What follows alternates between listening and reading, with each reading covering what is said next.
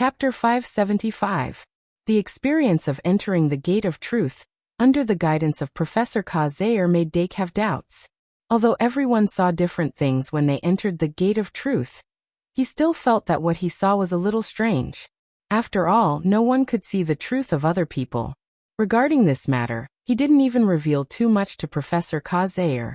He vaguely felt that this was related to the bloodline of the demon god. But he was not sure. Tomorrow, I will open the eye of truth. I hope there will be no anomalies. While he was in deep thought, the Shungmalian ushered in the dawn. Dake got up early for morning exercise, and suddenly found that the number of second-year students was less than half. After a short surprise, he didn't care. Perseverance was indeed a very difficult thing to do, especially when there were no short-term benefits to be seen. The second-year students had persisted until now and had crossed the barrier of basic physical fitness. It was very difficult to break through again. Remember, https://m, VIP can't you? VIP. Moreover, 2/3 of the students had obtained permission to enter the dungeon yesterday. Their goal had been achieved, and it was reasonable to relax for a few days. He was afraid that once they relaxed, they wouldn't be able to hold on anymore. After all, sloth was a kind of poison. Dake didn't have so much mental energy to care about the growth of his peers. After completing his morning exercise plan, he returned to the dormitory, then ate, read the newspaper, washed up, and went out. The 30 students of the alchemy class were all top students with a strong thirst for knowledge. When Dake arrived at the classroom, he found that it was already full of people.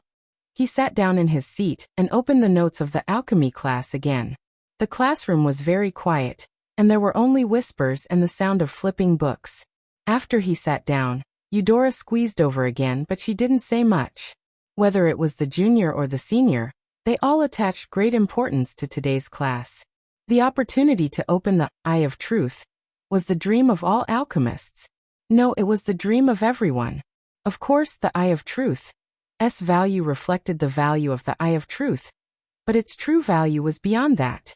Although the students couldn't understand how Professor Kazair brought them into the gate of truth, as long as they opened the eye of truth, it meant that they could build a tangible connection with the gate of truth. Being able to maintain a connection with the gate of truth meant that even if they couldn't actively enter the gate of truth, it was very likely that they would passively enter the gate of truth, under various coincidences. The so-called truth was the true reason.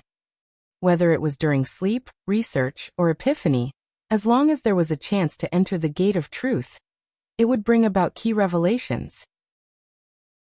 Perhaps it was a premonition of danger, an inspiration for research, or a description of what one desired. Even if the probability was very small, it was still a possibility.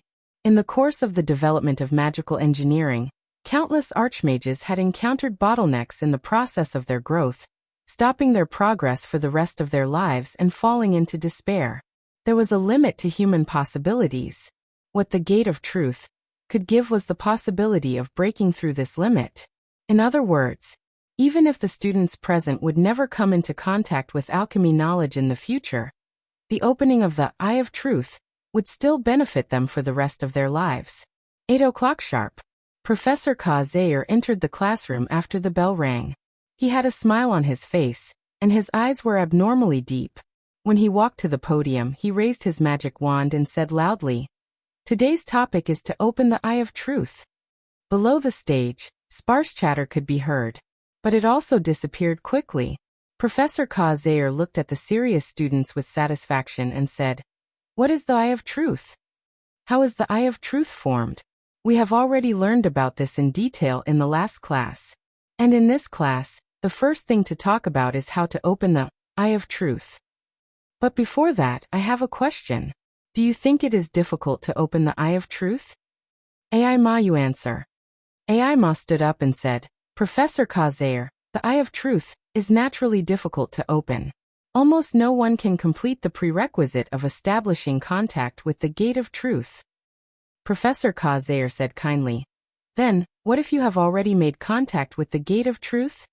For example, you guys." Ai Ma frowned and hesitated. It should be difficult, right? Professor Kazair pressed his magic wand down and motioned her to sit down. Then he looked at the back row and asked, "Is there a different opinion?" "Well, Winnie, you answer the question." Winnie Scardy stood up and said, "We usually say that the eyes are the window to the soul, and the eye of truth is essentially the window to the truth. It's just that this window is very small, and the authority is not high. Before discussing the difficulty of opening the gate of truth, we first need to know how to open a window in the Truth Palace. Of course it's difficult, but we have already opened the gate of truth, haven't we?" "That's right." Professor Zaire nodded with relief. "The first thing we have to figure out is this. The difficulty of opening the eye of truth is definitely not high. There's no need to be timid about it. Calm your mind. Next, I will guide you to open it." Winnie Scardy's speech was very convincing. Combined with Professor Zaire's affirmation, those students who had doubts about whether they could open the eye of truth slowly stabilized their minds. The following teaching was naturally smoother. After more than 40 minutes, Professor Zaire explained the method of opening the eye of truth in detail and analyzed every step. The students present were all quick-witted people, and they basically understood it on the spot.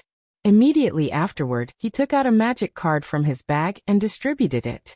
30 people, each of them got a magic card. Then they immediately found that the magic cards of the people around them were very different from their own.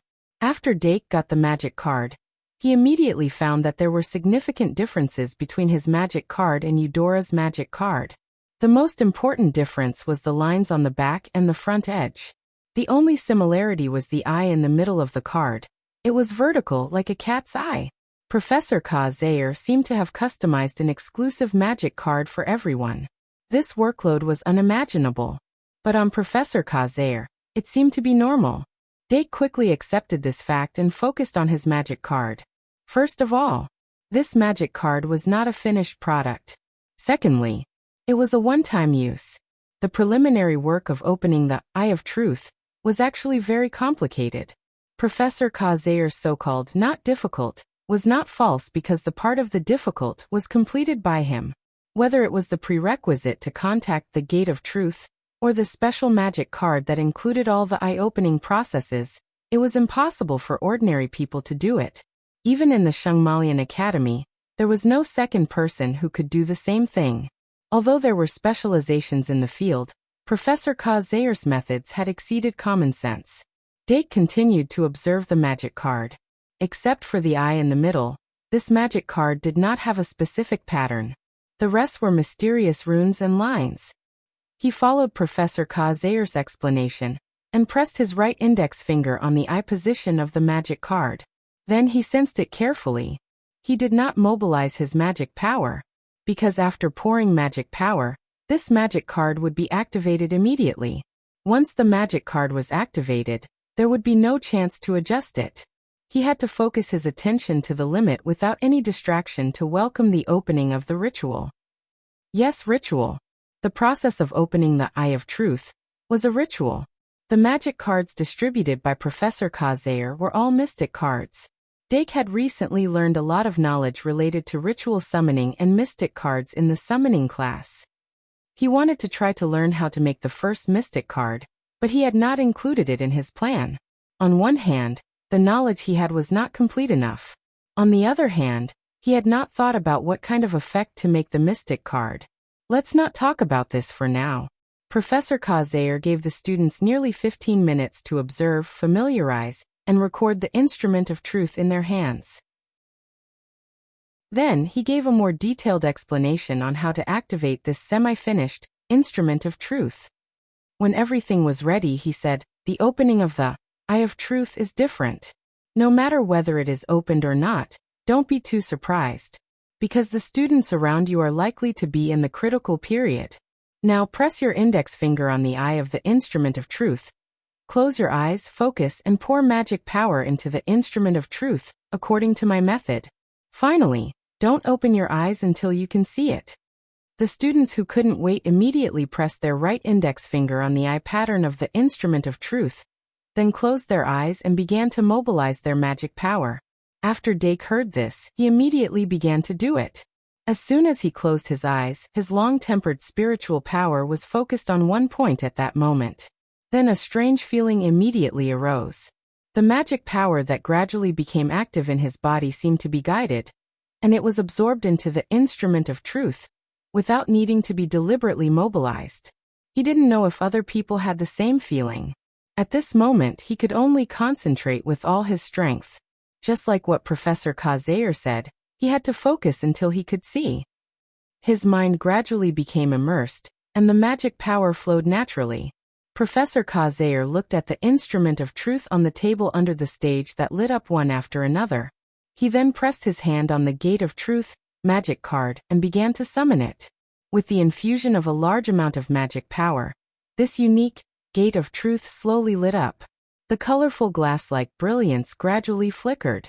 The vortex door engraved on the card surface began to rotate, and it pulled the surrounding darkness to gather towards one point. When the entire surface of the card had become chaotic, the vortex door had finally shrunk into a black dot. At the same time, the same black point appeared on the ceiling of the classroom. This black point rotated in reverse and gradually unfolded a circular magic array. In the middle of the magic array, a golden door that contained chaos slowly opened. At that moment, the instrument of truth, in front of each student also unfolded the same magic array and golden door. It was just that the magic array and door were miniature versions that were only the size of a textbook. As the 30 miniature magic arrays were all unfolded, each miniature golden door began to rotate clockwise at a completely different speed. From the golden door on the ceiling, golden threads fell down. A total of 30 golden threads hung down on each person's head, but they didn't continue to go down. Instead, they stopped in midair. In the classroom, there was a strange atmosphere gradually emitting. Every student who had their eyes tightly shut felt a strange sensation at this moment. But they listened to Professor Kazair's instructions, and didn't have any intention of opening their eyes to look from beginning to end. The Gate of Truth was very dangerous.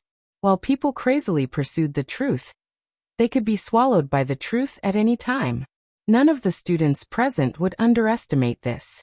A large-scale ceremony consisting of a Gate of Truth and 30 instruments of truth was unfolded in this classroom. Professor Kazair was fully focused on controlling the ceremony, and the entire process of the ceremony continued to progress. Suddenly, he narrowed his eyes and saw a transparent, water-like monster that lacked a specific shape was born out of thin air. Those monsters came close to the students' faces and ears, looking with their eyes and smelling with their noses. But they didn't make a sound, they didn't touch the human body, and they didn't produce any smell. As long as people closed their eyes, they wouldn't notice their existence. Naturally, they wouldn't be attacked by them. Professor Kazair was ready to make a move at any time, but until the most critical moment of the ceremony, no one quietly opened their eyes. This made him feel satisfied. Dake kept his eyes tightly closed the entire time. It was completely different from when he entered the Gate of Truth. The ceremony to open the Eye of Truth didn't bring people's consciousness into a world. There was only darkness around the consciousness. What they needed to do was to focus their attention in this darkness. They did not do anything, and they did not think about anything.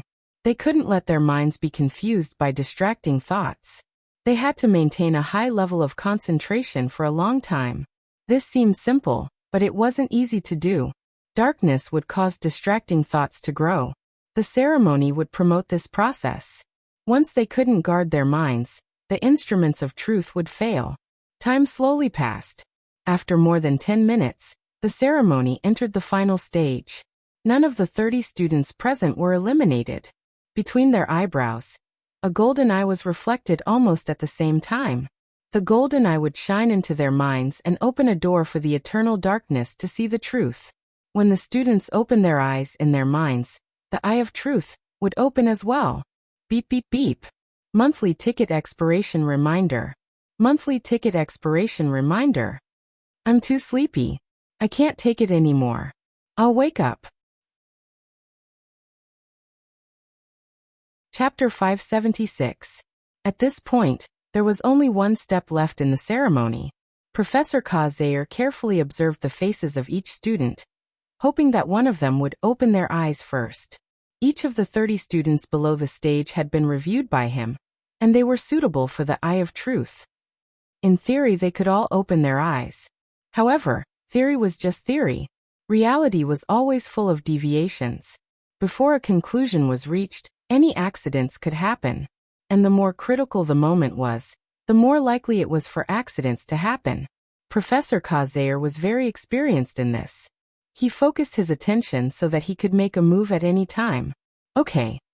Suddenly, he frowned and looked at the third-year student Elsie Kevin. This third-year student, who had won the Crimson Star at the Halloween festival, was the first to show signs of opening his eyes. Website: https://m. Can't you? VIP. Almost at the next moment, the tip of the golden thread suspended above Elsie Kevin's head suddenly trembled, and then it suddenly stretched down and touched Elsie Kevin's head. The phantom of the golden eye between Elsie Kevin's eyebrows suddenly floated, as if something as small as a worm was going to drill out from under his skin. Professor Kazir's fingers moved slightly, and he became more focused. However, only a few seconds later, the phantom of the golden eye between Elsie Kevin's eyebrows suddenly froze. The skin under the eye cracked silently, and a golden eyeball squeezed out from the crack and merged with the phantom of the golden eye. The entire eye turned from illusory to real during this process, and then it was completely imprinted between his brows. A sound that only Elsie Kevin could hear suddenly rang out, and the golden thread above his head quickly faded away until it completely disappeared. The golden eye between Elsie Kevin's eyebrows turned into a complete eye of truth. His eyes were still closed, but the eye of truth suddenly opened and burst out the aura of truth. At this moment he saw the outside world. Next, Professor Kazir nodded slightly and praised Elsie Kevin's success. Then he continued to look at the other students. 2 students showed signs of opening their eyes at the same time. The eye of truth was essentially a window, and didn't have much difference.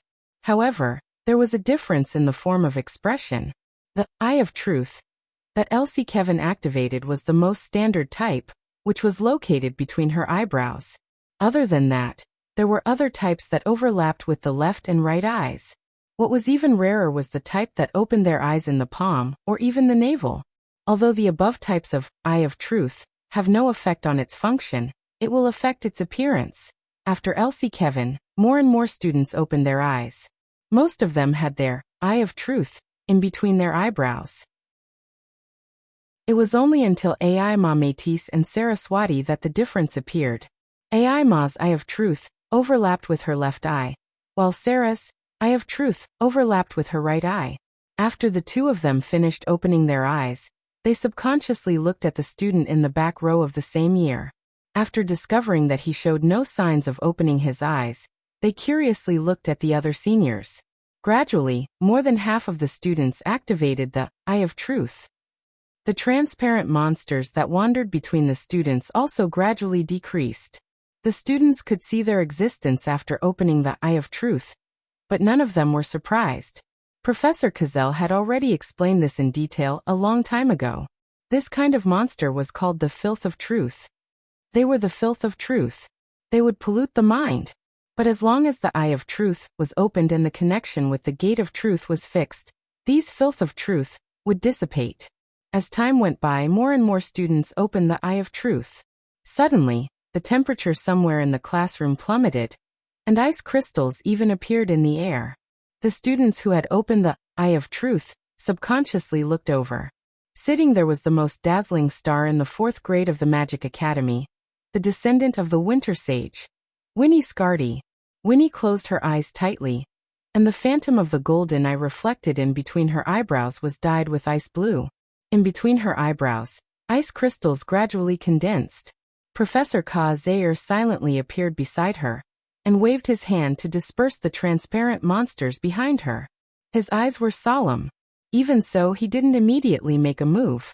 Instead, he let Winnie deal with the situation herself. After a while, an ice blue eye of truth condensed between Winnie Scardy's eyebrows. This eye of truth, that seemed to be condensed from ice crystals, exuded a strange icy aura. It was the first time Professor Kazir had seen something like this in his life. But this might have something to do with the small number of samples he had. Today was also the first time he tried to open so many eyes of truth at once. The eye of truth shouldn't have any attributes, but she can actually transform it into a nice eye. I wonder what's so special about this eye of truth, with the ice attribute? Professor Kazayer's eyes surged with a strong desire for knowledge. Professor, can you not keep looking at me? A light voice suddenly sounded, causing Professor Kazayer to suddenly come back to his senses. He quickly retracted his gaze, and then put his finger in front of his lips, signaling for silence. Winnie Scardy closed her mouth with a smile. She was obviously quite satisfied with her ice attribute, eye of truth. However, just as she was about to calm down and carefully experience the effects of her eye of truth, she suddenly noticed a strange phenomenon and turned her head to look in another direction. It was located near the window. Tom Nixon, who was also a fourth-year student, also showed signs of opening his eyes at this time. The tip of the golden thread that was hanging down from the gate of truth was actually suffused with the color of blood. A drop of black blood was squeezed out from between Tom Nixon's eyebrows. The drop of black blood merged with the phantom of the golden eye and slowly dyed it red. When everything was over, there was a blood-red eye of truth between his eyebrows. Blood wasn't a type of attribute. It was an extremely specialized type. If Winnie Scardy's ice eye was already very surprising, then Tom Nixon's blood eye would bring even more shock. However, today's phenomenon didn't end. Not long after Tom Nixon opened his eyes, the fifth-year fairy princess, Illuri Clarissa, condensed a pink fairy eye. The fairy eye of truth. Professor Kazayer blinked and only felt that he had lived for a long time. But it was precisely because of this that this world was so memorable. He looked away from Illuri Clarissa and couldn't help but look at Dake Dimming by the window in the back row. In this case, he subconsciously felt that Dake Diming's eye of truth would also have an anomaly. However, Dake's eyes were still closed and there were no signs of opening them. He wasn't in a hurry and continued to observe the other students. When the class was about to end, Dake Diming's aura finally changed. At this time, there were only 2 people left in the entire classroom who hadn't opened their eye of truth, and Dake was one of them.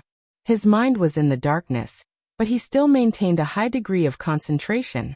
All of his mental power was focused on a point corresponding to the space between his eyebrows, quietly waiting for the opportunity to come. In his consciousness, time seemed to have stopped. There were no distracting thoughts in his mind. His whole person seemed to have entered a meditative state, and there were no ripples. After a long time, the opportunity finally appeared. It was the light of a sudden inspiration. He sensed the appearance of the light, and subconsciously chased after it. The top of the entire consciousness cracked open, and more light penetrated in. He immediately realized that this was a sign that the eye was about to open. He immediately followed Professor Kazayer's instructions, and followed the guidance of the light to fly up. The darkness was completely broken, and light was reflected in his eyes. His eyes didn't open, but he saw the reality outside. At this moment, Professor Kazayer's face couldn't hide the astonishment on his face. The students who had already opened their eye of truth were also extremely surprised. Even the 3 people who had opened ice eye, blood eye, and fairy eye were in disbelief. How did he do it? The same thought appeared in everyone's mind. The students stared at Dake Diming's face, and their emotions surged in their hearts. Just now, the phantom of the golden eye reflected in Dake's space between his eyebrows moved, but this wasn't strange enough. Ai Ma and Sarah also had the same vision when they opened their eyes. Their eye of truth moved to their left and right eyes respectively.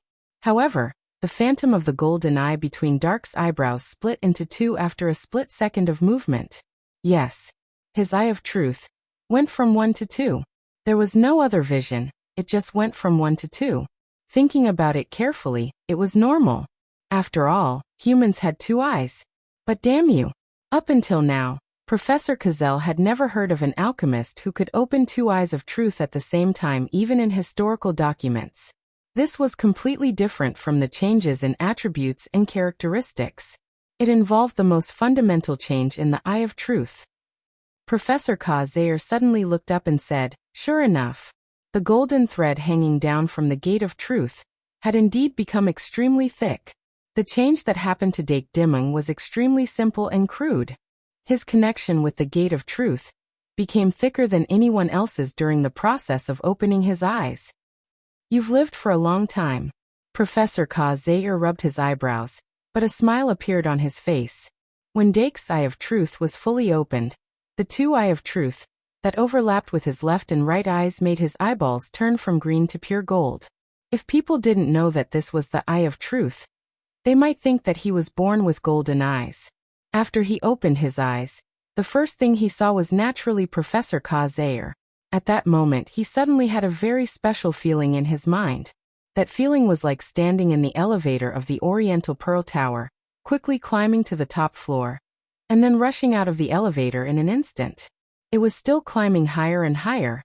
He suddenly closed his eyes, and when he opened them again, the color of his eyeballs had changed back to the beautiful green color. And then he was sweating profusely. He quickly understood what he saw and felt. Just now, he subconsciously activated the eye of truth to measure the value of Professor Zaire. Professor Zaire's power might have a limit, but in the eye of truth's perspective, he stood at a terrifying height that was completely untouchable. With Dake's current ability, it was impossible to measure his value at all. When he used the eye of truth, his magic power was consumed at an unprecedented speed, and almost all of his magic power was drained in an instant. Professor. He subconsciously wanted to say something, but from the corner of his eyes, he suddenly noticed that the person next to him still had his eyes closed, so he couldn't help but close his mouth. Professor Zaire noticed the embarrassment in his heart, and he playfully winked at him. Dark looked away with some embarrassment, but in his heart, he slowly recalled the feeling when he opened his eyes. He realized that the eye of truth that he opened was slightly different from what Professor Zaire said before. However, from his point of view, he did not immediately realize that he had opened two eyes. After all, opening one window and opening two windows in the same place didn't make a difference. Before comparing it with others, he couldn't detect the difference. So he thought, it seems that there are no anomalies? Eudora Inway was still in the sea of consciousness at this moment. But her world of consciousness was different from everyone else. It wasn't a pitch-black darkness, but a night sky full of stars. She closed her eyes tightly, and her consciousness was under the starry sky. She looked up at the stars, and she didn't feel bored or lonely. She was different from everyone else. Under such circumstances, she was able to continue on like this. Until the top of the starry sky, a beam of starlight fell. So she's already the last? Dake looked around and found that everyone had already opened their eyes, and most of them were looking over. He was a little surprised. In that case, I'm the second last to open the eye of truth. Although there's no difference between the speed of opening it and the speed of opening it, it gives people a different feeling. Dake shook his head and quietly waited for Eudora's progress. There weren't many opportunities to observe Eudora's face without any worries like this. Eudora was only 12 years old this year, the same age as the first-year students. Her facial features had yet to grow out of childishness. She was petite and cute, and she still had a pink doll's head. When she didn't speak, she was like a doll carved from jade, making people want to rub her. If it weren't for the fact that she always showed that she wanted to stick her entire body to him, Dake would be more willing to get along with her. Just as he was thinking quietly, Eudora's eyelashes trembled slightly. He felt the difference in her aura. Is it coming? He immediately perked up and observed carefully. As he was the second last to open the eye of truth, he hadn't seen the specific process of opening the eye. Now was the perfect time to make up for it. Professor Zaire was already standing beside Eudora at this time. The students' gazes were completely focused on her. Without knowing it, Eudora stood in the center of the stage. There seemed to be stars flickering on her face. On the magic card of the instrument of truth. On the miniature magic formation. The golden door was still rotating clockwise. The light that shot out from it shone on Eudora's glabella, revealing the phantom of a golden eye. Eudora Inway is the owner of the Eyes of Stars. Professor Zaire gently shook the magic wand in his hand. What kind of chemical reaction would happen between the Eyes of Stars and the Eye of Truth? The phantom of the golden eye didn't move to the left or right. Eudora's eye of truth successfully opened between her glabella. At first glance, except for the light emitted by the eye of truth, that seemed to be brighter, there were no obvious signs. This made her eye-opening process seem very ordinary. Compared to the last ending sequence, some people even felt slightly disappointed. But after a while, these people found that the eyes of the people around them were gradually becoming solemn. More and more people sensed a different aura. The eye of truth, that seemed to be only a little brighter, attracted people's attention, and they couldn't help but gather their gazes. Looking through it, they seemed to see the stars in the sky. Woo! Eudora suddenly let out a suppressed cry. Then her tightly closed eyes suddenly widened, and a color like the night sky appeared in her eyes. Her eyes were dark, and stars flickered in them. The eye of truth, between her eyebrows, also flickered violently. The fading golden thread suddenly became even brighter. Eudora's eyes lost focus as if she was staring at the void. She opened her lips, and her pink lips suddenly trembled violently as if she was saying something, but she suppressed it in her throat and didn't say it. What's going on? The students who saw this scene for the first time couldn't help frowning and thinking. The students who had seen it before frowned even more deeply. Professor Kazair's eyes were solemn. Dake looked at Eudora's appearance and wanted to stop her, but when he remembered what Professor Midia had said in class, he could only wait anxiously. Eudora triggered the apocalypse. The eye of truth and astrology were an excellent combination. Fortune tellers had studied this before. If they could open the eye of truth, they would be able to obtain more accurate revelations when using astrology to observe the stars. And fortune tellers would be able to interpret a more correct conclusion from it. But at the same time, the eye of truth would also bring about some effects that couldn't be determined. For example, it was easier to trigger the apocalypse. The so-called apocalypse was a kind of sudden special divination that was not controlled by subjective will. Unlike real divination, the apocalypse was not based on the fortune teller's own ability.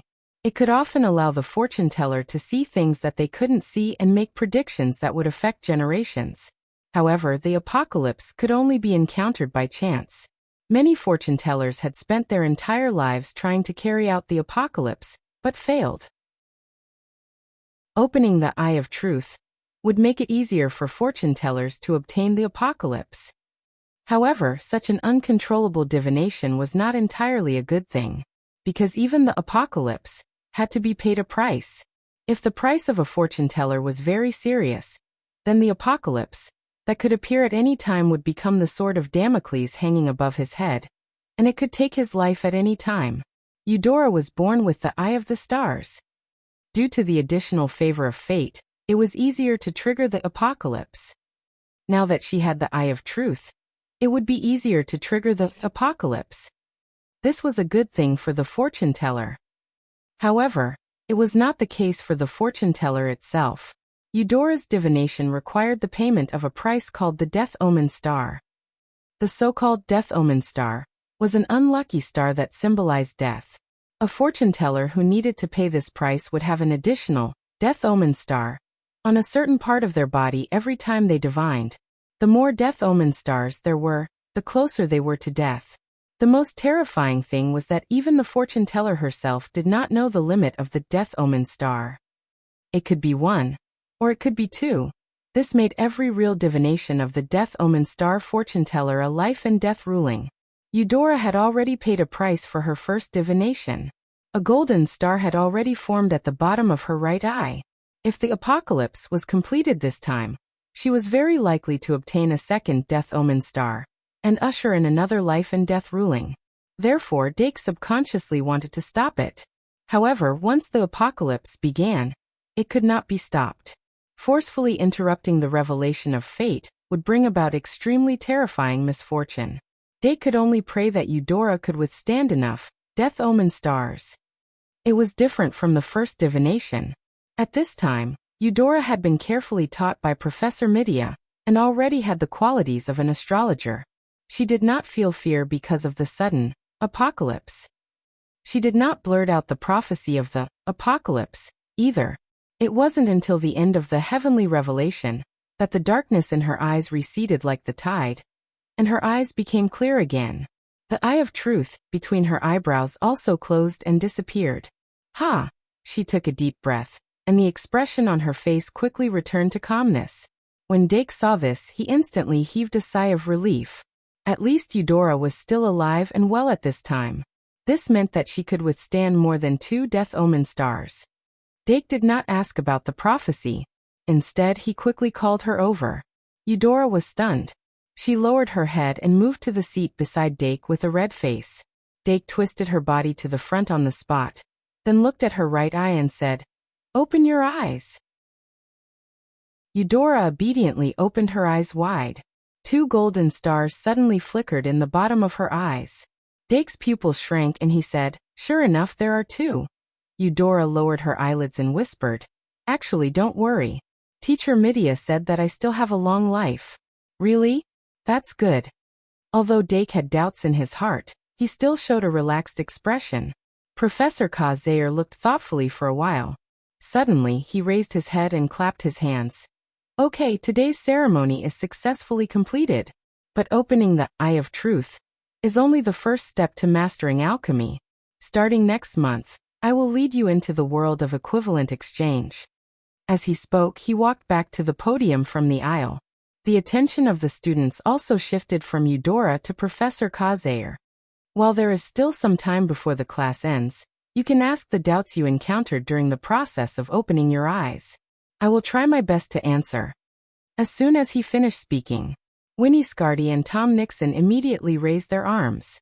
Professor Kazair narrowed his eyes and pointed at another student besides the 2 of them.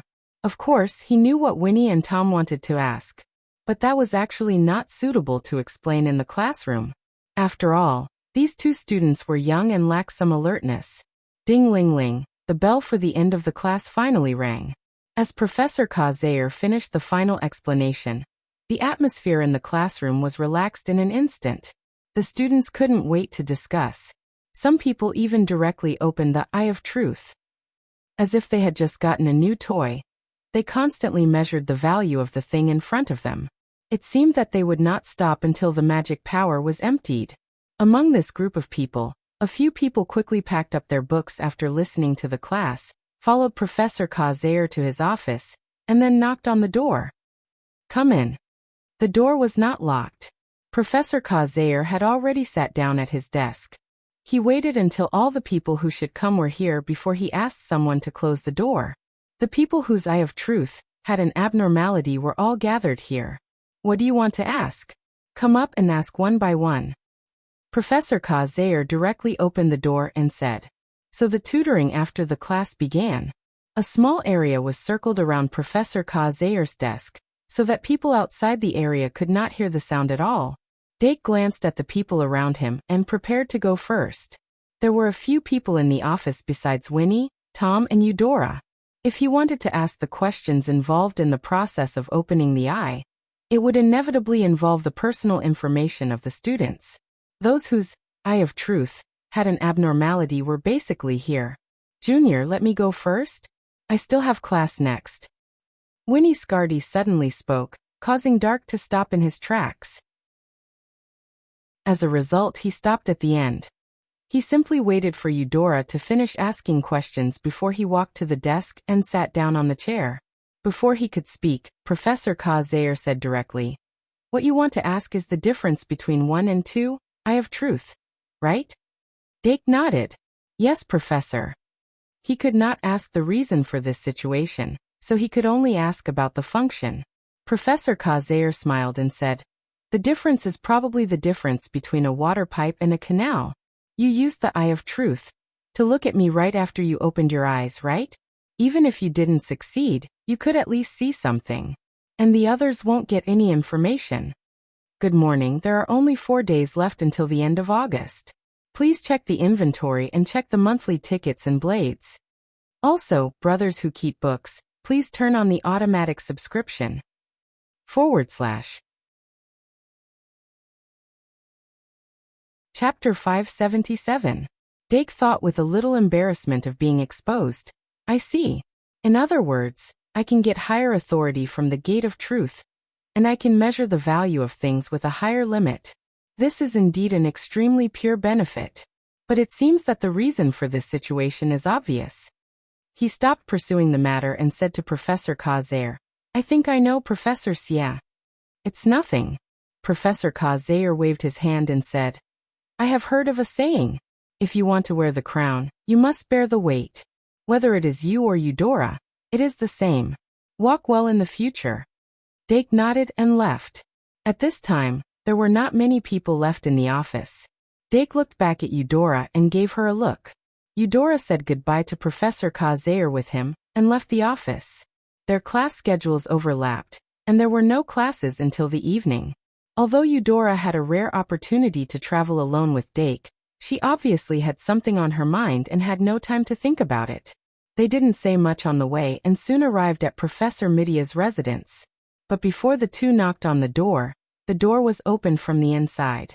Professor Midia leaned against the snow-white wall and looked at the two of them meaningfully. She said lazily, Come in. Dake lowered his eyes slightly and walked into the room with Eudora.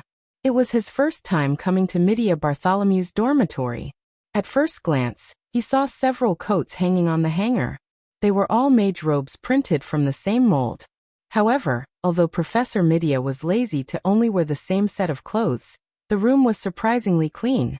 Of course, it was also possible that she had expected them to come back in advance, so she took care of it in advance. Dake walked to the reception table and sat down on the sofa. The 2 cups of black tea on the table were emitting steam. Drink tea. Professor Midia stretched out her hand and gestured. Then, she sat down beside Eudora, turned her face to her face, opened her eyelids with her fingers, and stared at her right eye carefully. Dake picked up the teacup and took a sip. Then he picked up the spoon and scooped some from the sugar jar into the cup, stirred it evenly and took another sip. Sweet.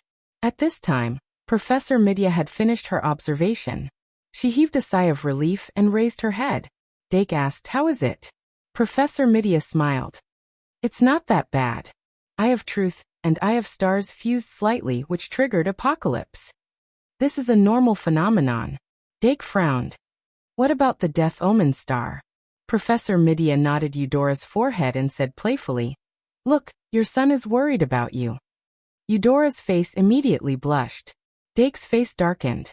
He said, Professor, we're talking business. Professor Misha smiled and said, Dake, you should know that Eudora chose the alchemy class with my permission. In this world, there was no second person who could open the Eye of Truth so easily. However, only by fusing with the Eye of Truth can her capacity truly become as vast as the starry sky. Dake couldn't help but ask, Is there a precedent? Professor Midia shook her head and said, No. Dake suddenly frowned. Since there isn't, Professor Midia immediately said, So we are the pioneers. Dake asked, Is there no other way? Professor Midia shook her head solemnly and said, Eudora has already embarked on the path of an astrologer. She can no longer avoid it. She has the most beautiful eyes in the world, and the entire starry sky is in her eyes. No one is more favored by fate than her. Even if there is no Eye of Truth, she will still bear Apocalypse from time to time. I know this better than anyone. While speaking, Professor Midia raised her eyes to look at Dake. A silver moon slowly emerged from the depths of her eyes, as if telling him that what she said was true. They were both eyes of stars, but Professor Midia's eyes only had a bright moon, while Eudora's eyes had the entire starry sky. As she said, no matter what Eudora did, she couldn't avoid Apocalypse. All she could do was to face Apocalypse, accept it, and accommodate it. Eye of Truth was the key to expanding its capacity. Dake nodded slowly, slightly enlightened. Suppose that the number of Death Omen stars that Eudora could withstand was X. Before Eudora died because of Death Omen stars, we couldn't observe the specific value of X. In this case, as long as X was expanded, it would become X plus N. Then, to ensure that N was always greater than or equal to the number of Death Omen stars, Eudora would not die because of the price. In short, it was to add an external memory disk. But the side effect of this was that the speed of running the program would increase because of the increase in memory. The frequency of Apocalypse would increase as a result. Eudora needed to accelerate the fusion of Eye of Truth and Eye of Stars before the number of Apocalypse exceeded N, and expand the value of N faster. As for how to control the gains and losses, it could only depend on Professor Midya. After all, she was the professional. After thinking it through, Dake gradually relaxed and asked casually, "Then Eudora, what did you see in Apocalypse?" Eudora's face was slightly pale. She glanced at Professor Midya and said, "I saw the Death Omen stars." Death Omen stars? Professor Midya raised her eyebrows, showing a surprised look.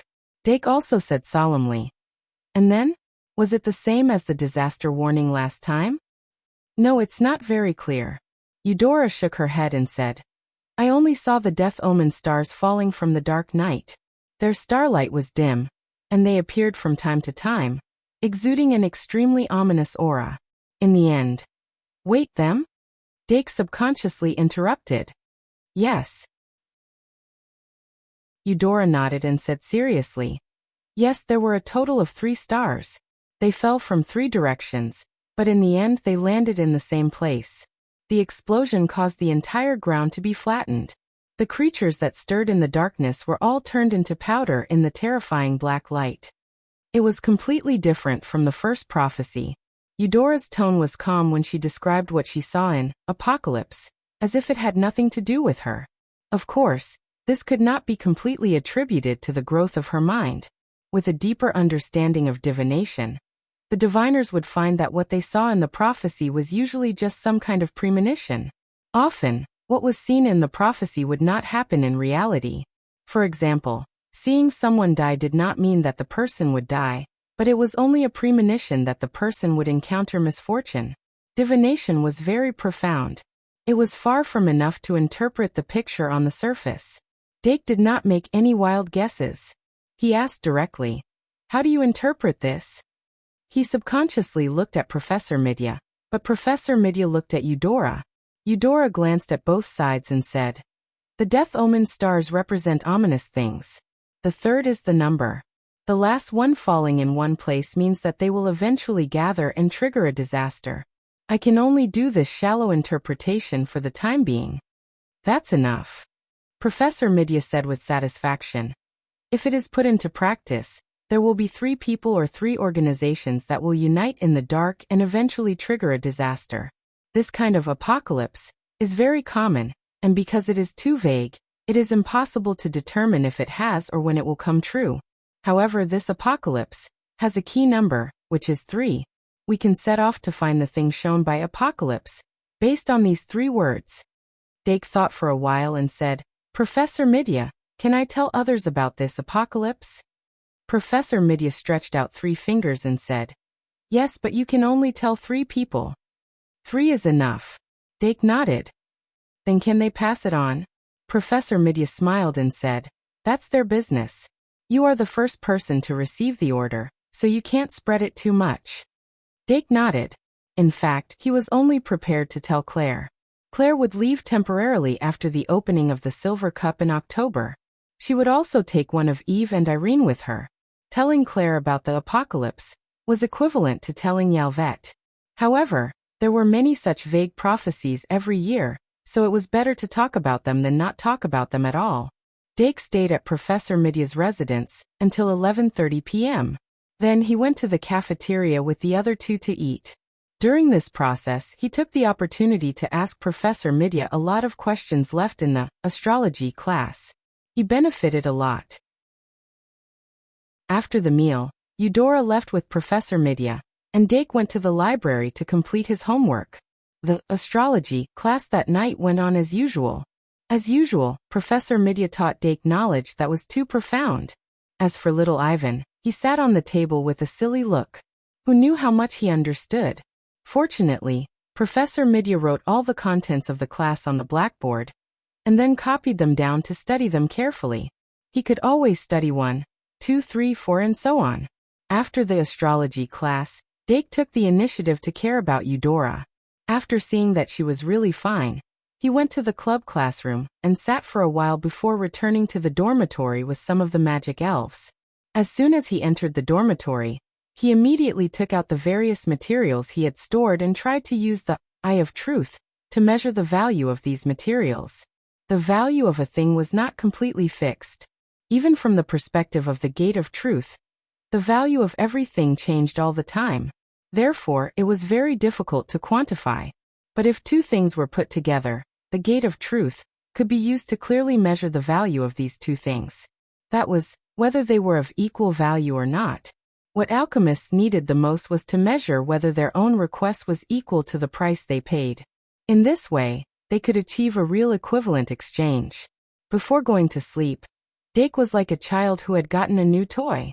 He did his best to squander the ability of the eye of truth, and measured almost everything in the room. The final result surprised him very much.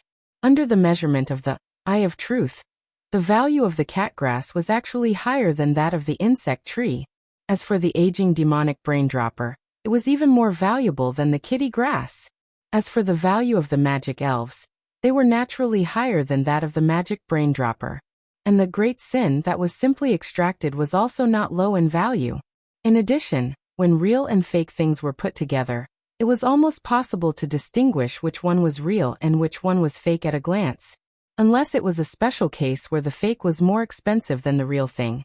In short, with the eye of truth, even if alchemy was not considered, it was a great help just for the selection of materials. After a night of excitement, Dake was able to calmly deal with it the next day. After his morning exercise, he began to prepare for entering the dungeon. This dungeon adventure was a real first time for every second-year student. The last adventure led by Professor Nini was more like an outing than an adventure. What's more, Dake chose to enter the dungeon alone. What he was about to face was a new challenge that he had never experienced before. Magic needle, magic harvesting device, dungeon escape device, dry food, water. Dark quickly filled a small backpack to the brim. Then he strapped it on and tried to carry it. It was a little heavy, but considering that he would have to stay in the dungeon for 2 days and 2 nights, this was the limit he could reduce it to. And once he started harvesting, without the dungeon storage box, he would have to prepare a sturdy bag to store all kinds of materials. Since he still had to summon the magic elf to carry it, then wasn't it normal to let the magic elf carry the backpack from the start? Therefore, Dake didn't care too much about the weight of the backpack. Considering that it wasn't that convenient to summon the second-tier magic elf in the dungeon, he was prepared to choose one from the second-tier magic elf to carry the backpack, and another to protect himself.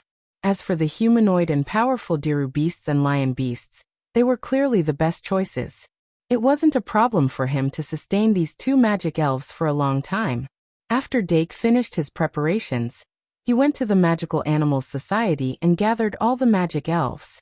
Once again, he explained the time and purpose of this trip to the dungeon.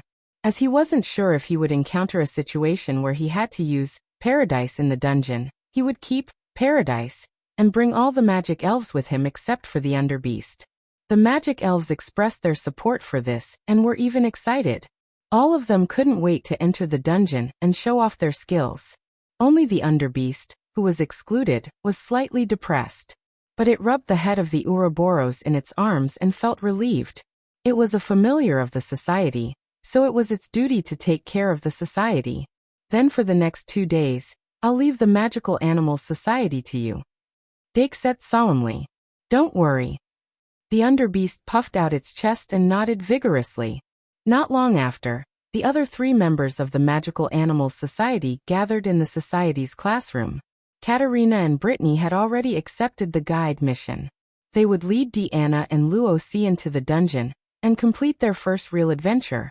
Although the 2 third-year students weren't the type to enter the dungeon often, if it was only the first 10 levels, it wouldn't be a problem for them to be guides. Deanna and Luosi were quite cautious. The 2 of them carried a bear bag and a rabbit bag respectively. Once they reached the classroom, they started chattering and asking what else they needed to bring. After they were all prepared, the 5 of them bid farewell to the Underbeast and went to the castle's cafeteria. It was 10:30 in the morning, but the cafeteria was already filled with people. The most people were the second-year students and the third-year students in charge of guides. Not every second-year student had a third-year student by their side. A third-year student with sufficient strength could take care of a few second-year students at the same time. Of course, there were also lone wolves like Dake. They ate in the cafeteria in advance so that they would have more time to explore the dungeon after entering the dungeon. Dake found a 6-seater table near the wall and sat down.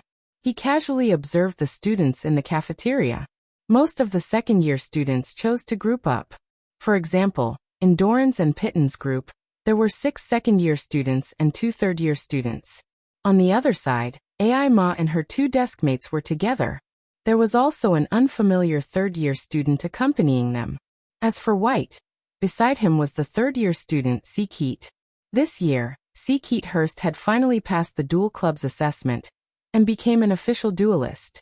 Among the third-year students, he was ranked at the bottom. However, in the Marine Biology Research Department, C. Keat was the third-year student who had the best relationship with White. Even if it was only for him to obtain 1,000 credits, White had a reason to choose him as his guide. The two of them sat opposite each other. Beside them was Luo Boat, who was not allowed to enter the dungeon. Even so, Luo Boat was not depressed at all. Instead, his naturally loud voice annoyed the people around him. But no matter what, the second-year students who were allowed to enter the dungeon were clearly well prepared. Noon before noon, almost everyone had gathered at the plaza at the entrance of the dungeon waiting. At the foot of the giant angel statue, 2 student union members were shouting loudly, reminding the students who were about to enter the dungeon to not forget to rent the dungeon escape device. Other than the second-year and third-year students, the upperclassmen had formed teams and were waiting outside.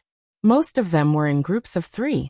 They looked calm and collected as they communicated with each other. Have you put on the dungeon escape device? Before entering the dungeon, Dake reminded them again. Deanna and Luo C raised their hands and showed the dungeon escape device on their wrists. Katrina and Brittany couldn't help but laugh. If you're so worried, why don't you come with us? Dake shrugged and said, I have my own purpose. As soon as his voice fell, the clock chimed from the direction of the spiral clock tower. The students who were waiting in the open-air plaza slowly stood up and looked at the entrance of the dungeon. It was a huge arched door about 20 meters high. The square pillars of the door were engraved with curse-like patterns. The width between the 2 pillars was more than 10 meters. When the time was up, someone tapped on the pillars. A large amount of mana gushed out from the cracks in the pillars and formed a huge magic door that looked like a water curtain. Then, the students who had been waiting for a long time entered the door one after another. Dake and the other 4 followed the crowd and went through the door without hesitation. They arrived at the reception hall on the first floor of the dungeon. In the blink of an eye, the smell of the dungeon overwhelmed them. Dake felt his heart skip a beat. He couldn't help but feel a little nervous. If he was nervous, the other second-year students were even more nervous. They stopped at the entrance and caused some congestion. In the middle of the reception hall, the mermaid statue floating on the altar was emitting a faint blue light as usual. The upperclassman who held the door key activated the mermaid statue as soon as they walked in front of it. Then the 3-person team went through the door and went deep into the dungeon. The second-year students were also reminded by their guide to collect mana in front of the mermaid statue. They first used the mana collector, and then used the mana needle to collect the mana. Since the third-year students accepted the mission of the guide, they wouldn't just bring them around the dungeon for a tour. They would patiently teach them the necessary procedures and things to take note of. Of course, the third-year students who needed the guide themselves weren't included in this list. So we'll split up here? Dake said to Deanna and the others after collecting the mana twice. Deanna pouted and didn't want to say anything. Luosi could only say, be careful. Don't worry. Dake pointed to his left and right protectors with a smile. The Dilu beast carried a small backpack, and the lion beast crossed his arms in front of his chest. They were emitting a calm aura. As for the little demon beast on Dake's shoulder, it was also doing its best to play the role of the atmosphere team. There were very few students like him who could always bring so many magic elves with them. For safety, most people would only summon a familiar and a first-tier magic elven. The former would scout the way while the latter would protect them. Dake dimming attracted attention from the start. After separating from the members of the Magical Animals Society, Dake quickly entered his exploration mode. When he entered the dungeon for the first time last semester, he planned to act alone. However, he was disrupted by Professor Nini's request to form a group of 3. He had no choice but to form a group with Deanna and Luosi. Fortunately, his luck was good. Not only did he encounter a hidden room, but he also found a tier boss. In the previous adventure, he didn't have a clear goal. He just wanted to have more adventure experiences. However, it was different this time. He came with a goal from the start. Let's try my luck and see how the feng shui is today. When he was some distance away from the living room, Dake summoned the greedy slime. The slime with a plant-like green slime lay on his palm and wriggled slightly. Dake took out Greedy 2 and stuck the magic card on its head. He then quickly chanted the incantation. After 3 seconds, the purplish-blue light released from Greedy 2 surrounded the slime's body. It gradually expanded into an elastic jelly. Dake placed it on his face and rubbed it. He felt the cold touch on his skin and smiled. Let's begin. Try to release your greed. Meow. Greedy slime I rubbed against its owner's face, and the gaze in its eyes gradually sharpened. Ultimate skill. Treasure sense. Pew. After a few seconds, its eyes lit up. It squeezed out a short tentacle from its body and pointed in a direction of the dungeon. Dake patted the accessory on his shoulder and said, "Go." The little devil beast spread its wings and flew forward quickly. However, not long after, Dake heard a series of cries for help. Chirp, chirp, chirp, chirp, chirp. The little devil beast ran back as if its butt was on fire. Behind it was a group of black bats. If these black bats could communicate, the little devil beast would definitely recite a poem to them. We were born from the same root. Why are we in such a hurry to kill each other? Even in the first level of the dungeon, there were relatively dangerous monsters. For example, the hypertoxic lizard that could release poisonous fog, the vine monster that disguised itself as normal vines, and these paralysis bats in front of them. The paralysis bats' bodies were small. Each of them was only the size of a ping-pong ball. However, their fangs contained poison. Once bitten, the whole body would be paralyzed. In a dangerous place like the dungeon, the result of being paralyzed was imaginable. Therefore, when the students encountered these monsters, they would be extremely vigilant. They would never let them get close to them. Leave it to me. The lion beast looked up at the group of black bats and said calmly. As soon as its voice fell, its right hand was already clenched into a fist. When the little devil beast flew over its head, it suddenly punched out. Beast King Fist. The energy wave released from its body instantly expanded and almost covered the entire tunnel. With a loud explosion that sounded like a lion's roar, dozens of paralysis bats were turned into ashes by the 5-star magic elf's killing move. There wasn't even any material left. Is this what it means when a lion uses its full strength to catch a rabbit? Dake looked at the layer of ashes on the ground and couldn't help but sigh. After this small interlude, Dake and the magic elves continued to move forward. About 10 minutes later, they stopped in the middle of a closed road. The end of this path was covered with vines. A vine monster was hidden among them. The ground was littered with the remains of monsters. Dake said in a low voice, "Is it here?" Pew. Greedy slime I jumped lightly in his palm. Then, because the time was up, it degenerated into greedy slime. Dake squinted his eyes and carefully observed. The first level of the dungeon was the same as the second level. It was a maze. A series of connected walls cut the entire floor into countless pieces. The walls and the corners of the walls were covered with glowing moss. It completely illuminated the dark dungeon. Because it was the end of a path, they could see everything. There's nothing. Is there a hidden door? Good morning. The monthly ticket expires in 2 days. It'll be a waste if you don't vote. Monthly ticket, monthly ticket, monthly ticket. Chapter 578. Dake suddenly thought of a possibility. Mechanisms, traps, secret doors, they were all special features of the labyrinth-type dungeon.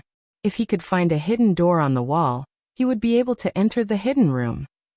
The hidden room was the secret room. During last semester's trip to the dungeon, It was because AI Ma found the hidden room that they were able to trigger the hidden space of the abyss. Dake's holy sword was obtained from there. Therefore, when he thought of this, he immediately became interested. Lion, pull out the vine monsters. In short, before searching for the hidden door, he had to first clear the surrounding monsters.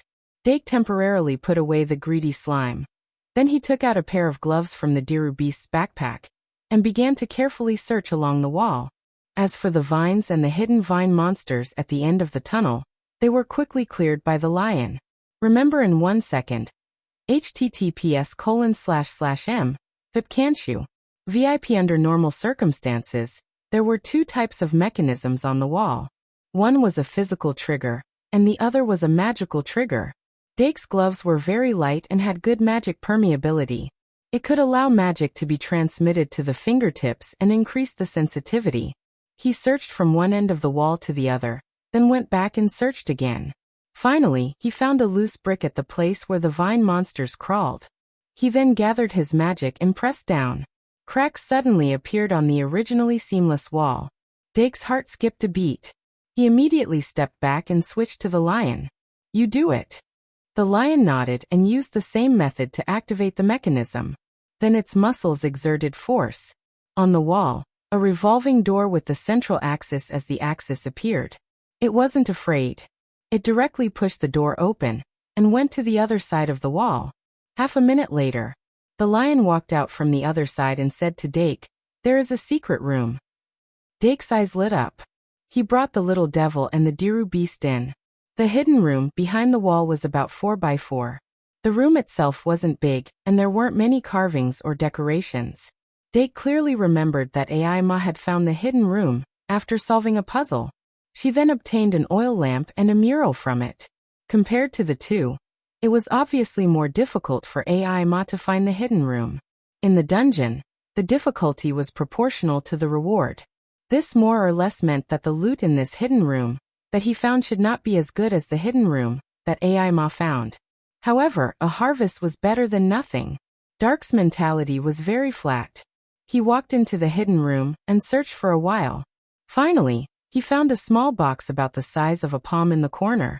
Could this be the treasure chest in the secret room? Dake blinked and squatted down to take a closer look. Other than the size, the box in front of him looked very similar to a treasure chest. There was even a small lock on the lid. No matter what, it seems that my luck today is pretty good. Dake thought for a moment and didn't open the box immediately. Instead, he stepped back and let the lion go first. The treasure chest monster was a type of monster that frequently appeared in the dungeon. If one was blinded by greed, it was very likely that they would fall into the trap of the treasure chest monster. The lion squatted down and used 2 fingers to grab the chain of the box. Then with a strong twist, the entire lock was broken. Then it forcefully opened the box. Kwang! The pink light emitted from the box illuminated the lion's dignified face. As the light dimmed, the treasure in the box was exposed to the air. The lion carefully took the treasure out of the box and raised it to take a closer look. It's not a treasure chest monster. Dake calmed down and walked closer to take a closer look. What the lion beast was holding was actually a pink crescent moon pendant. The pendant was made of an unknown pink metal. The chain was extremely thin, and the crescent-shaped pendant exuded a gentle light. From its appearance, it gave people the feeling that it was a high-grade accessory. However, if one were to examine it carefully, they would realize that the pendant only contained a small amount of magic. However, the nature of the magic attracted Dake's attention. So that's how it is. A pendant with charm properties. If it was placed in a game, it would have a charm +1 tag. Dake took the pendant from the lion's hand. After carefully examining it, he closed his eyes and focused. After 10 seconds, he slowly opened his eyes. The color of his eyeballs had changed from green to gold. It was the eye of truth. Under the eye of truth, as direct gaze, no treasure could be hidden. After half a minute, Dake closed his eyes. When he opened them again, they had returned to their original state. How is it? The little demon asked excitedly. Dake said, although its magic is weak, it is unexpectedly not inferior to the insect tree's value. Maybe we will find a treasure as soon as we come. When we return to the castle, we can investigate the origin of this pink metal. Then he took out a small bag from his backpack and put the pink crescent moon pendant inside. Overall, today's luck was not bad. Therefore, after he left the secret room, he summoned the greedy slime and took out another magic card. Greedy 3. In the name of Dake Dimung, magic summoning. Under the illumination of Greedy 3, the greedy slime's body quickly expanded. When the blue light disappeared, a huge slime in the shape of a jelly appeared in front of him. Dake suppressed the urge to jump into the greedy slime 2's body. He then summoned the single scabbard in front of him, grabbed the hilt, and slowly inserted it into the greedy slime 2's body. The greedy slime 2 used its soft inner walls to greedily absorb the holy sword's aura. After a while it expelled the single scabbard. Its eyes were filled with greed. Dake asked carefully, "How is it? Can you feel it?" The greedy slime 2 immediately narrowed its eyes and tried its best to feel it. It had a sure kill skill called greedy nature. No matter what kind of treasure it was, as long as it wanted, it would always be able to find more. The single scabbard's holy sword aura was very special. Once there was a holy sword within its sensing range, it would definitely be able to sense it. The sensing range of greedy nature was much larger than treasure sense. Dake's main goal in entering the dungeon this time was to use this sure kill skill to find the holy sword. After all, if there was a first, there would be a second. Since he was lucky enough to find the first holy sword, it was reasonable for him to find the second holy sword, wasn't it? However, the greedy slime 2 didn't respond to his expectations. After sensing it carefully, a dejected look appeared on its face, and even its eyes became gloomy. Dake quickly comforted it. "It's not a big problem. This is only the first level of the dungeon. The probability of finding a holy sword is very low. When we reach the second level, we'll try again." Ouch. The greedy slime 2 forcefully moved towards Dake's feet and sucked on his thigh, acting like a spoiled child. All right, Dake said helplessly. Suddenly he thought of something. "Wait, let's enter the secret room again." Ouch! Dake immediately led the greedy slime 2 into the secret room. Then he pointed at the small box in the corner and said, "Can we find more treasure chests?" The greedy slime 2 blinked its big round eyes and moved towards the corner. The treasure chests in the dungeon were very special. Though they were called treasure chests, they were like walls and were a part of the dungeon.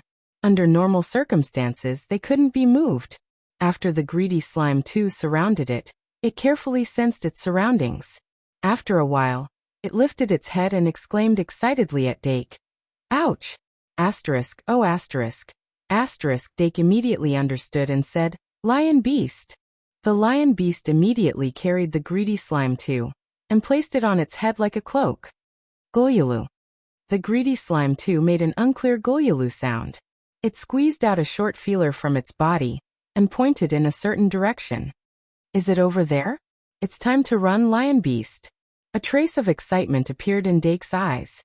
Greedy couldn't help but surge out. The plan to find the holy sword had met with obstacles. However, if they could find a large number of treasure chests, it would be enough to make up for their losses. Dake grabbed the little demon beast and followed behind the lion beast. They ran quickly. Along the way, the demons they encountered were no match for the lion beast. Even if there were some, they were easily torn apart by the Diru beast. They ran extremely fast and finally, before the greedy slime 2 degenerated, they found the location of the second treasure chest. Bobby Bonner was a second-year student of the House of Fools. He was like most of the students in the House of Fools. He didn't have much of a presence in the class. However, his results weren't bad. Even in the entire grade, he was above average. During the club recruitment, he found a way to join a medium-sized club and met the third-year senior in the club, Simon Bonner. The reason why they were familiar with each other was because they had the same surname. Even though they lived thousands of miles apart, the fact that they had the same surname always made it easier for them to get close to each other. This time, Bobby was worried that he wouldn't be able to reach the 10th level smoothly. Thus he asked Simon to be his guide. They originally planned to quickly pass through the first 2 levels, and directly start their adventure from the third level. However, they suddenly saw Dake Dimming running past them with his magic elf. They couldn't help but feel puzzled. This was because Dake's actions were too purposeful. Is that the legendary Dimming?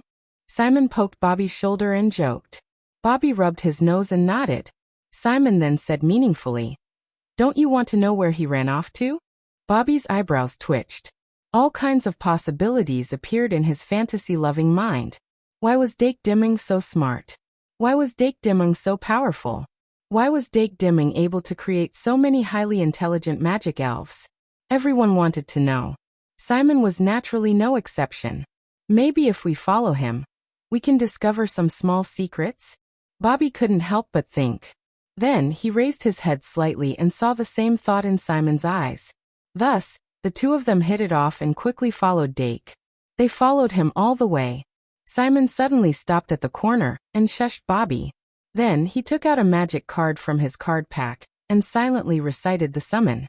A few seconds later, a completely transparent bird flew out from the card and flew towards the corner.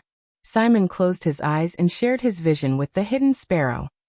The hidden sparrow was completely invisible and flew silently during its flight. After a while, it turned another corner and stopped abruptly. Through its eyes, Simon saw Dake Dimming's back and, "That's a treasure chest?" Simon's breathing suddenly quickened. He was now a third-year student. It had been a year since he started exploring the underground city at the end of the first month of his second year. However, he had only seen a treasure chest in the underground city once. Yes, that time he saw a girl in the same year as him find a treasure chest and take out a pair of high-quality gauntlets. At that moment, he felt as if he had squeezed 10 fresh lemons into juice and poured it into his mouth. It was so sour that he couldn't sleep at night. Since then, every time he entered the underground city, he would deliberately pay attention to the location of the treasure chest. In the blink of an eye, he finally saw a treasure chest for the second time. Woo woo woo. Splat. Simon's vision suddenly turned black, and his eyes widened. Bobby hurriedly asked, "How is it?" Simon grabbed his hand and ran. He didn't know why he was running, but after running for 100 meters, he stopped and panted.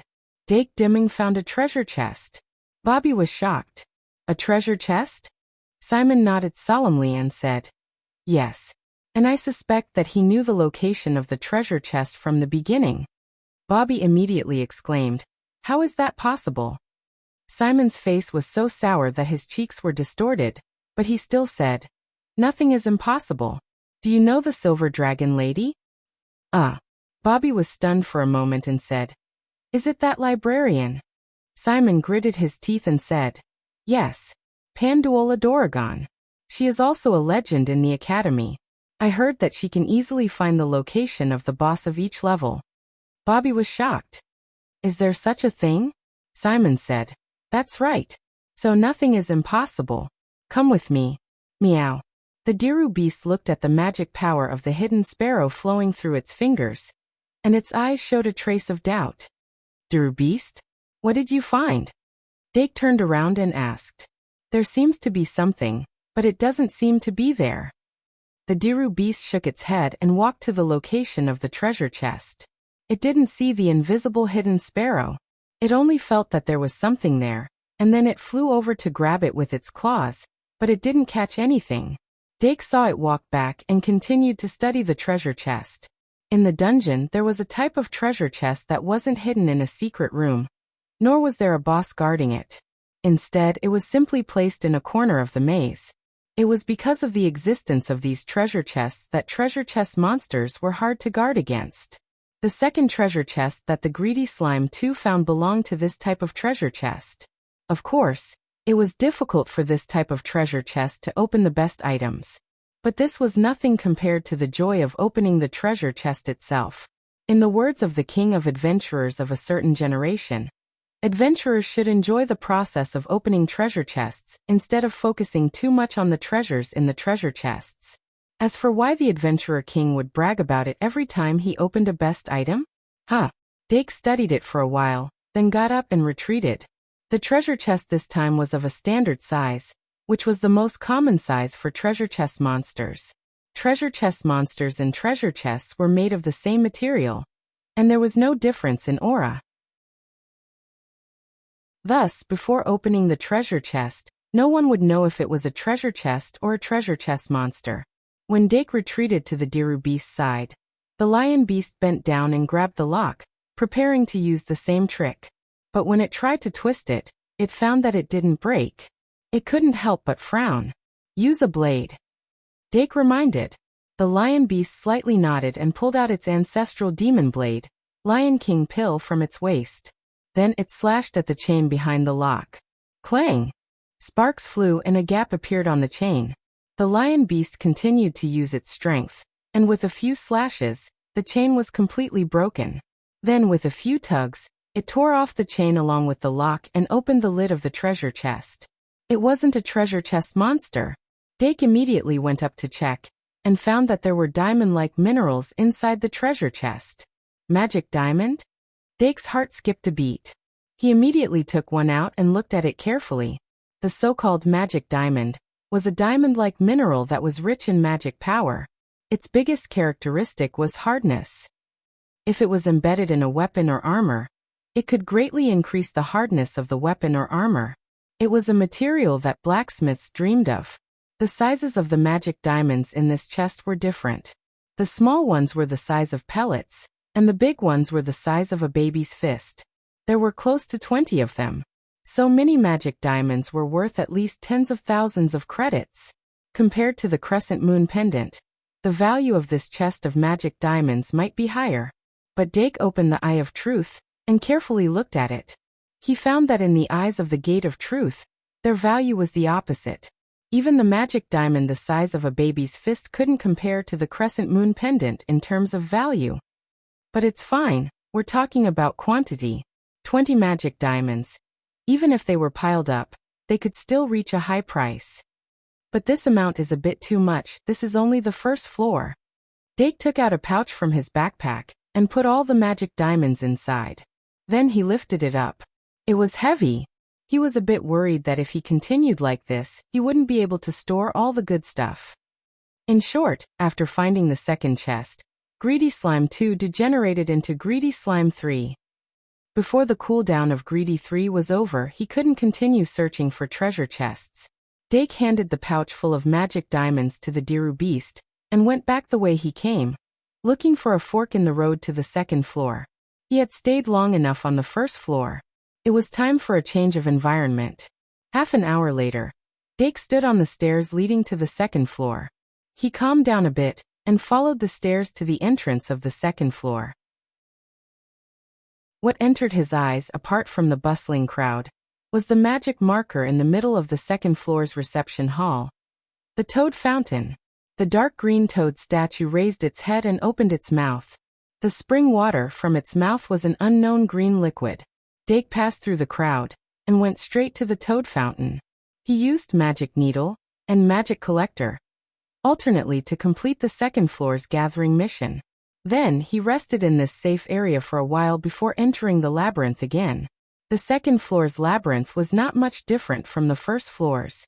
If he was careful enough, it wouldn't be a threat to him. Therefore, after eliminating a group of little magic hounds, Dake summoned Trash Slime again. As usual, he used a Greed 2 to evolve it into a Trash Slime Eye. Then he relied on Treasure Sniffing to search around aimlessly. Then he used Greedy 3 to evolve it into Trash Slime 2, and relied on Greedy Nature to search. He still searched for Holy Sword first, then Treasure Chest. Treasure Sniffing allowed him to gather the rare herbs mentioned in the official mission.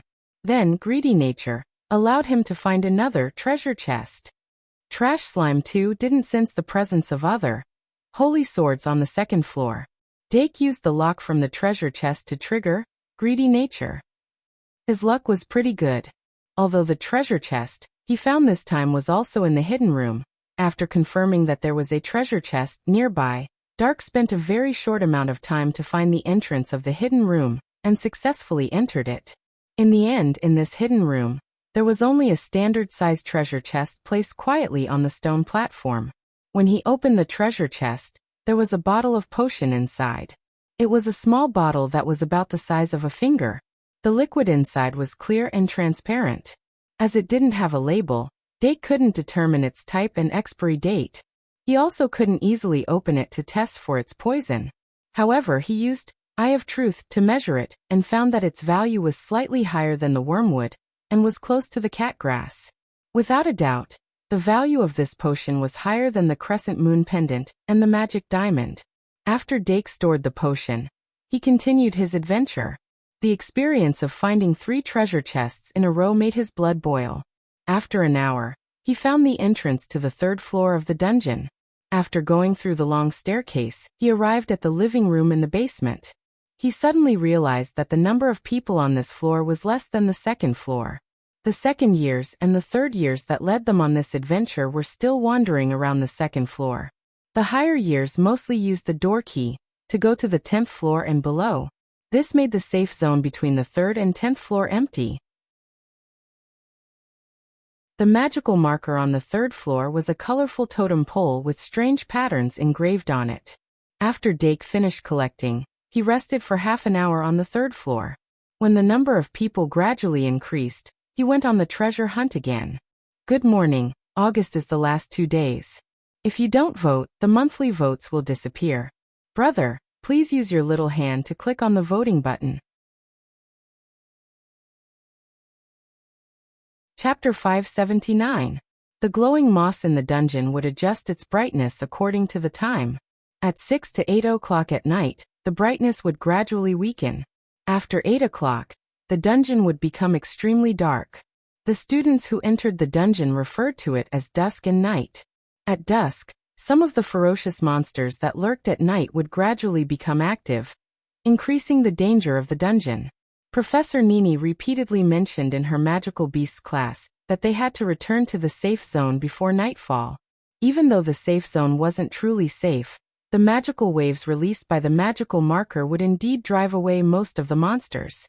Even if they started a fire and cooked here, they wouldn't be attacked by the monsters. Of course, she held the textbook and read every time. Dake followed the path in the 3rd level and finally found the entrance to the 4th level before dusk. Probably because it was close to dusk, there were more people returning to the safe zone. At the entrance to the 4th level, there were a few groups of people scattered around. Some were eating and talking on the spot, while others took out branches to build a bonfire. Whether or not they were preparing to travel at night, they had to eat and save energy. The magical marker in the middle of the area was a statue of a young girl holding a candlestick. The candles on the candlestick were lit for a long time, emitting a soft glow and casting long shadows on the people around it. The website was https://m.vipcanshu. VIP. The atmosphere inside and outside the entrance was completely different. As soon as Dark stepped into it, his entire body and mind could not help but relax. Although he knew that he still had to be careful in the safe zone, he couldn't help but relax. The students who had arrived earlier turned to look at the newcomer, then turned back and whispered among themselves. Today was the first time the 2nd-year students entered the dungeon for an adventure. It was rare to see a solo player like Dake. However, his appearance had already spread throughout the academy, so they would feel a sense of familiarity. After thinking for a while, they would recognize him. A person who was able to win the duel between the 1st and 3rd years naturally didn't need to worry about others. This was only the 4th level of the dungeon. Dake relaxed and brought a few magic guiding fairies to the magical marker. After collecting it, he found an empty space nearby and sat down. He had gained a lot in the 3rd level of the underground city. Even though he still couldn't find any traces of the holy sword, he managed to find 2 more chests. If word of this got out, people would be so jealous that their teeth would fall out. The first treasure hunt still relied on Trash Slime Eye's treasure sniffing, but he didn't find any treasure chests. Instead, he found a crystal mine unique to the dungeon. The powder from the crystal ore was a necessary material to refine the dungeon storage box. As there was a large quantity of it, it could be bought cheaply at Traveler Street. After careful consideration, Dake decided that it was not worth wasting his storage space on it, so he threw it away. After that, he once again relied on Trash Slime Tu's greed to find a treasure chest. This time, the treasure chest was hidden in an extremely secretive L-shaped alley. It was guarded by a 5-star demon. However, after the lion beast killed it, Dake successfully obtained the treasure chest. The treasure in the chest was a fist-sized pearl. The pearl was crystal clear, and there was an extremely small thing that looked like a biological embryo hidden in the middle. After careful observation, Dake confirmed that it was a special item called the biological pearl. Its structure was somewhat similar to that of an amber fossil. What was wrapped in the orb was something like a biological embryo. It contained all the genetic information of a specific creature. The biological pearl was very rare. However, according to the species in the pearl, its value varied greatly. It could only be considered an expensive collector's item for ordinary people, but in the hands of a magus, it was the life code. Magus could study the biological pearl and restore the original form of the species in the pearl. Then, they could refine it into a magus elf to replicate it. The directional alchemy equations of some extinct ancient species were developed in this way. Dake acted as if he had found a treasure. He immediately opened Eye of Truth to check.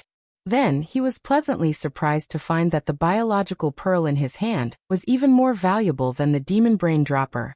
Thus, he immediately put it in the middle of his backpack and carefully hid it. After that, he didn't stop. Instead, he took out another Greed 2. He had 2 Greed 2. Trash Slime evolved into Trash Slime Eye under the effect of the second Greed 2. Immediately, treasure sniffing was triggered. As a result, there was a hidden door not far from the treasure chest. After solving the puzzle, Dake found the second treasure chest in the hidden room. This second treasure chest was 2 meters tall and 3 meters wide. The lion beast had to use the holy sword to successfully split it open. Dake almost thought that there was a giant treasure chest hidden inside. But in fact, there was only a wooden carving hidden in the treasure chest. The wooden carving was about 20 centimeters tall, and was in the shape of a human sitting cross-legged on the ground. It looked a bit like a statue of a god, but Dake didn't sense a divine aura similar to that of the moon goddess statue. He knew that he had encountered a knowledge barrier again, so he simply used Eye of Truth to measure it. As a result, from the perspective of Gate of Truth, the value of this wooden carving was probably between that of a worm tree and a cat grass. In other words, it was slightly higher than the crescent moon pendant. After sitting down, Dake took out a palm-sized notebook from his bag and summarized the harvest of this afternoon. Excluding the materials obtained from hunting monsters and the special herbs that he found and collected on the way. According to the value of Eye of Truth, from lowest to highest it was Magic Diamond 20, Worm Tree, Crescent Moon Pendant Bottled Potion Wooden Carving Cat Grass, Magic Brain Dropper, Biological Orb should I say, as expected of a treasure from a treasure chest? A trace of joy appeared on Dake's face. What could be more satisfying than tallying up their gains? Just in the first 3 levels of the dungeon, he found a total of 5 treasure chests. These 5 treasure chests even had a rare item like the biological orb.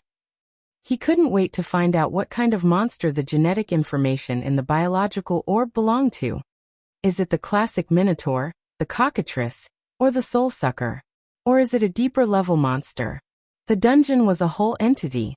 Even if the biological orb, from the 3rd level contained the genetic information of a deeper level monster, it wasn't impossible.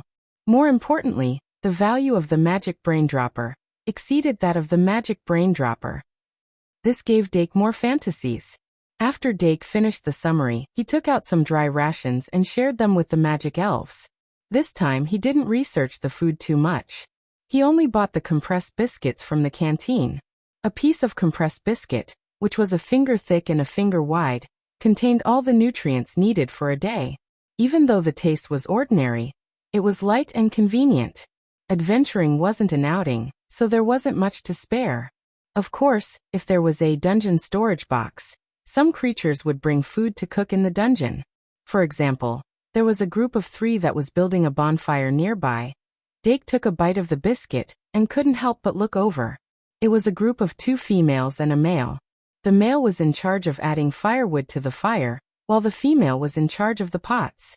They placed various ingredients into the pots and stewed them as if they were cooking a hot pot. The aroma from the pots made one's mouth water. Dake took a whiff of the aroma and secretly decided that he would create a large dungeon storage box in the future. When the time came, he would open up the theme park in the safe zone and have a dungeon party with the magic elves. Wouldn't that be great? An hour later, Dake regrouped and set off from the safe zone. In order to be safe at night, he specially summoned the spirit illusion worm.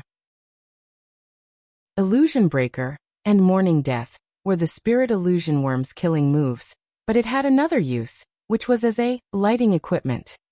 The 2-star spirit illusion worm had limited mana consumption. It was small, could fly, and could emit light. Occasionally, it could break through concealment and illusion. It was a must-have magic elf for magisters. It could only be said that the professors had chosen it as the first magic elf for their students. It wasn't without reason. When Dake set off again, it was already past 7 o'clock. The light in the labyrinth had dimmed, and it was as hazy as dusk. The range of visibility was greatly reduced. If he hadn't opened 3 chakras during the summer vacation and obtained a certain level of combat power, he wouldn't have entered the darkness alone. About 5 minutes after he left, 2 students glanced at each other and left the safe zone as well. They were none other than Bobby and Simon. Bobby summoned his winged illusion worm for illumination, while Simon summoned a canine-type magic elf that didn't reach his knees, Mangy Dog. The skin on the back of the mangy dog was like a toad with lumps. Each lump released a different type of mucus. The mangy dog in nature relied on the mucus to locate its position and construct a large-scale map in its brain. It could easily find prey and intruders in its territory. It was very troublesome.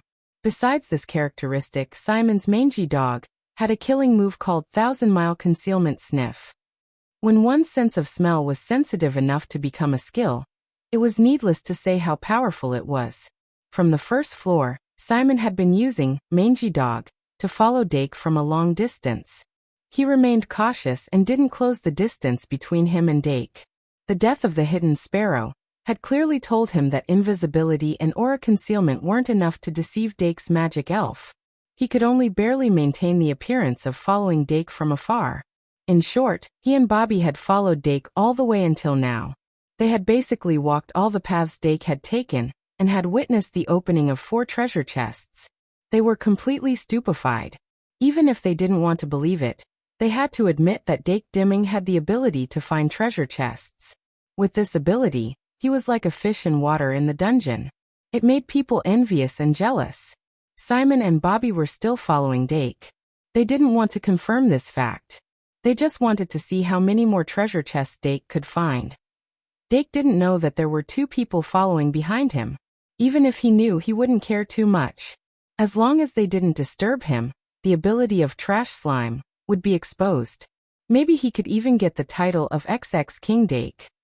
After setting off, he still used Trash Slime Eye as treasure sniff to hunt for treasure.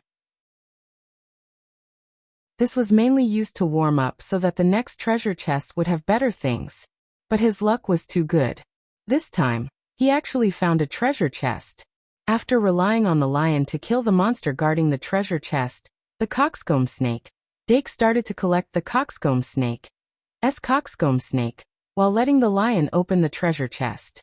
The coxcomb snake, coxcomb snake, originally looked like a rooster's coxcomb, but after it died, it would harden into a substance similar to red coral. It was a good material for creating magic potions.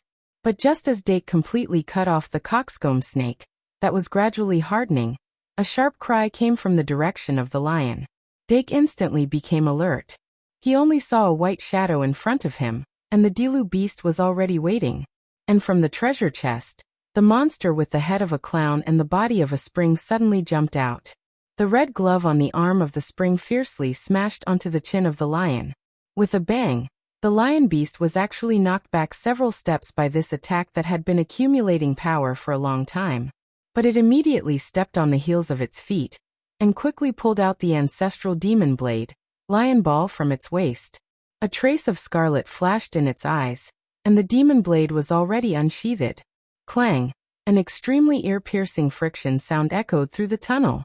The lion tried to cut off the spring of the treasure chest clown, but the treasure chest clown Sgia laughter caused it to be entangled by the spring. Then the treasure chest clown's body leaned back, its right arm pulled back, and the spring was stretched to its limit. The bright red glove was as fast as lightning, approaching the vision of the lion. The lion's expression was solemn. It suddenly stepped back and turned sideways.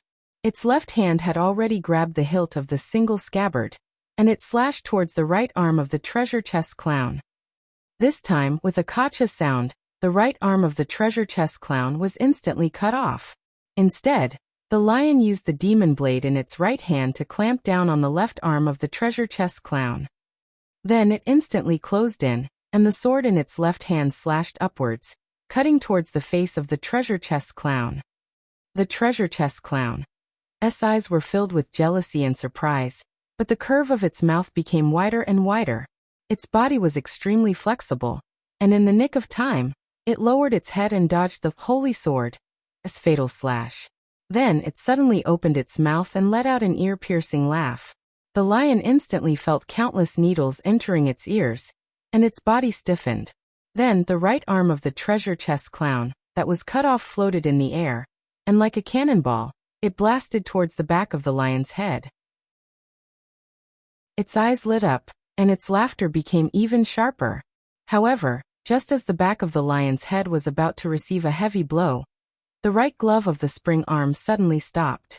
The spring arm instantly straightened up. However, its tail was firmly grabbed by a cat's paw. The Dilu beast who suddenly attacked looked at the laughing clown with disdain. After a short moment of stiffening, the lion recovered and killed the clown with a slash of its sword. Following the death of the treasure chest clown, the clown mask on its face suddenly fell, revealing its true appearance. The lion was suddenly startled, and it stared at the face for a long time without saying a word. Dake walked forward curiously. "What's wrong?" "Nothing." The lion's expression stiffened and it recovered. Dake walked past it and took a look. Clam Butcher suddenly laughed. The head of the treasure chest clown was actually a very ordinary balloon, and there was a very sloppy smiley face drawn on the front of the balloon. It really lived up to its name of a clown. Even if it was dead, it was still funny. After calming down, Dake picked up the clown mask left behind by the treasure chest clown from the treasure chest. Regardless of whether the clown mask was useful or not, it was very sentimental. After all, this was the first item left behind by a treasure chest monster that he encountered in the dungeon. Dake picked up the mask and compared it to his face. He could not help but think of the Halloween masquerade ball, and he was looking forward to it. Then he activated Eye of Truth and looked at the clown mask. After a while his pupils dilated, and he had a strange expression. The value of this clown mask is actually higher than the magic brain pipette. A high-quality material could be used as the core material of a high-star magic elf. With the quality of this clown mask, it could be used as the core material of a second-tier magic elf. Or it could be made into a special equipment or item card. Dake was delighted, and he placed the clown mask into a separate pouch before stuffing it into his backpack. Who would have thought that the items dropped by a treasure chest monster would be better than the items from the treasure chests? Today is really a lucky day. Dake summoned Trash Slime and used Greed 3 to evolve it into Trash Slime 2. Then he stuffed the single scabbard into its body.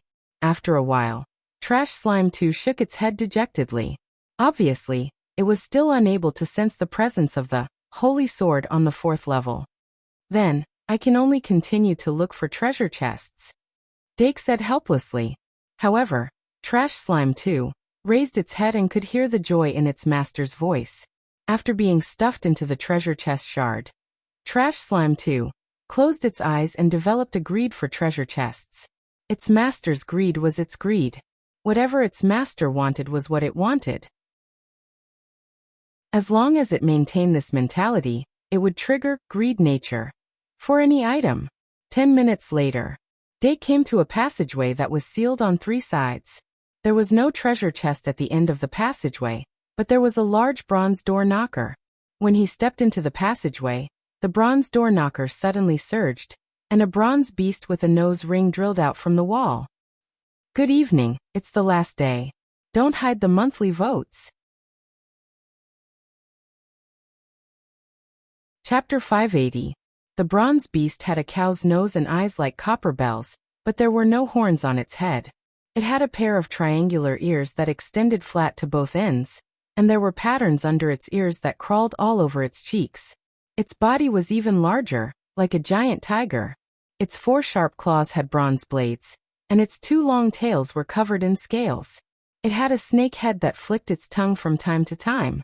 It was reasonable to say that such a unique monster would easily leave an impression on people, but Dark could not recall what kind of monster it was. The current situation did not allow him to think too much. After the bronze beast completely drilled out of the wall, it suddenly opened its huge mouth and roared. It then kicked back with its hind claws and charged over with a rumble. Its body was huge and its weight was shocking. It took up half of the tunnel, and every step it took shook the ground. Its momentum was terrifying.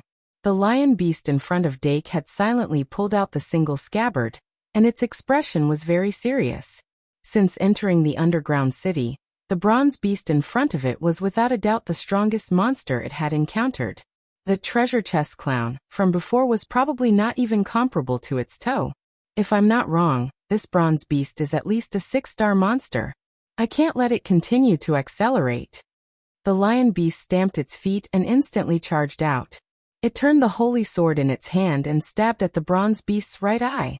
Remember in 1 second. https://m. VIP can't you? VIP. It was not prepared to fight head-on, and its body had already turned to the left when it charged out. The bronze beast could not turn in time, and was stabbed in the eyelid by the sword. Clang! The sound of metal clashing instantly burst forth. Although the lion beast had pierced through its eyelids, when it was about to stab its eyeballs, it felt an extremely difficult blockage to break through. Then, it could only drag its sword along and cut an extremely long wound on the right cheek of the bronze beast. However, under the copper skin was still copper. The bronze beast continued to charge as if it was not injured at all. The lion beast sensed the problem and wanted to pull it back, but it was too late. It could only barely grab one of the snake's tails. In the blink of an eye, the lion beast felt the terrifying strength of the bronze beast. It could not pull the snake's tail at all. Instead, it was being pulled forward. The bronze beast's target was very clear. It was aimed directly at the Archmage Dake. If one were to be hit by it, even the toughest human body would be smashed to pieces. Dake gathered chi at his feet, and in an instant, he exploded with strength and retreated rapidly. At the same time, his right hand had already reached into the card bag, and his fingertips brushed past the side of the magic cards. One of the magic cards was instantly sucked out, and then caught between 2 fingers. Cat fist. However, the Dilu beast beside him did not retreat. Instead it advanced, and the golden sword lion's claws emitted a white light. Cat fist. Right in the face. In the next moment, the Dilu beast was sent flying. The bronze beast's momentum was only slightly hindered, but it continued to charge, its momentum even more ferocious. Oh! However, a loud roar rang out in an instant. A small turtle-shaped magic elf with a hard red shell was summoned at the critical moment. Hoho's eyes widened, and the white light of superpower flashed in his eyes. Surekill skill.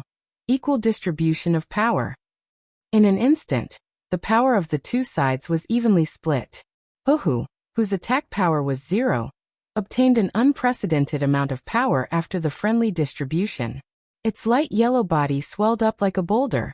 However, the bronze beast only felt its body become empty, as if half of its body had been sucked out. Even its bronze body became soft. The lion beast saw the opportunity and immediately roared.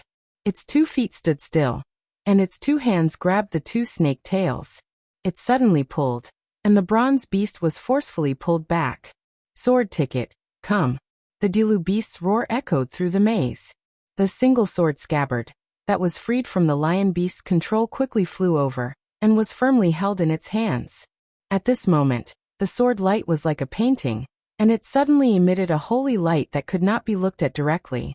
The Dilu beast's eyes flickered with light. Its petite body slightly adjusted its posture, and shot out. An incomparably violent airflow erupted from its feet, and in an instant, it surrounded its entire body. The single sword scabbard was like a storm sword, and its attack value rapidly increased. It was the killing skill. Sword Dance. Huhu, defend and distribute equally. Under Dake's command, Huhu immediately used its second killing skill. The light on the bronze beast's body visibly dimmed. Even though Huhu's defense was as high as 2200, it clearly could not compare to the bronze beast with the steel attribute. With the two sides sharing equally, the bronze beast's defense greatly decreased. The Dilu beast's body danced, and as it ran, it jumped up. Immediately after, it slashed at the bronze beast's head without any concealment. Moo! The bronze beast that felt the fatal danger suddenly raised its head. The storm and sword light that wrapped around the sword almost pierced its eyes. A layer of snow-white light flowed around its body, and like water, it gathered above its head, making it look like a bronze mirror was attached to its head. The Dilu beast's eyebrows jumped, and a cold smile appeared on its face. It did not bother to use cat's eye at all. It jumped up and stepped on the single sword scabbard. Its entire body suddenly rushed forward, and with a twist of its wrist, it changed from a slash to a stab. With both hands holding the sword, it fiercely stabbed at the bronze beast's defenseless back. Chi! The sound of glass being cut suddenly rang out. The holy sword that was at its peak pierced into the bronze beast's body, and it almost sank into the bronze beast's body. The Dilu beast stepped on its back, and with a pull the sword was pulled out. Suddenly, liquid metal flowed out from the hole. Almost at the same time, white light burst out from Huhu's eyes, and the killing move's effect was at its peak. The bronze beast only felt the power in its body flowing back, and the luster on its skin also recovered. It instantly became violent, but it was no longer targeting Dake. The Dilu beast that was on its back made it feel powerless, but the lion beast that was grabbing its tail behind was in its attack range. It fiercely rotated its body, and its huge body actually displayed an extremely flexible waist. No, its waist was clearly elongated. Then its head was actually able to hit the lion beast's tail, and the mirror-like bronze light on its head converged into a spiral horn, crazily spinning. The lion beast wanted to withdraw its hands, but it was surprised to find that its hands were entangled by the snake's tail. The two snake heads bit its arms, and although the damage was limited, it was extremely difficult to deal with.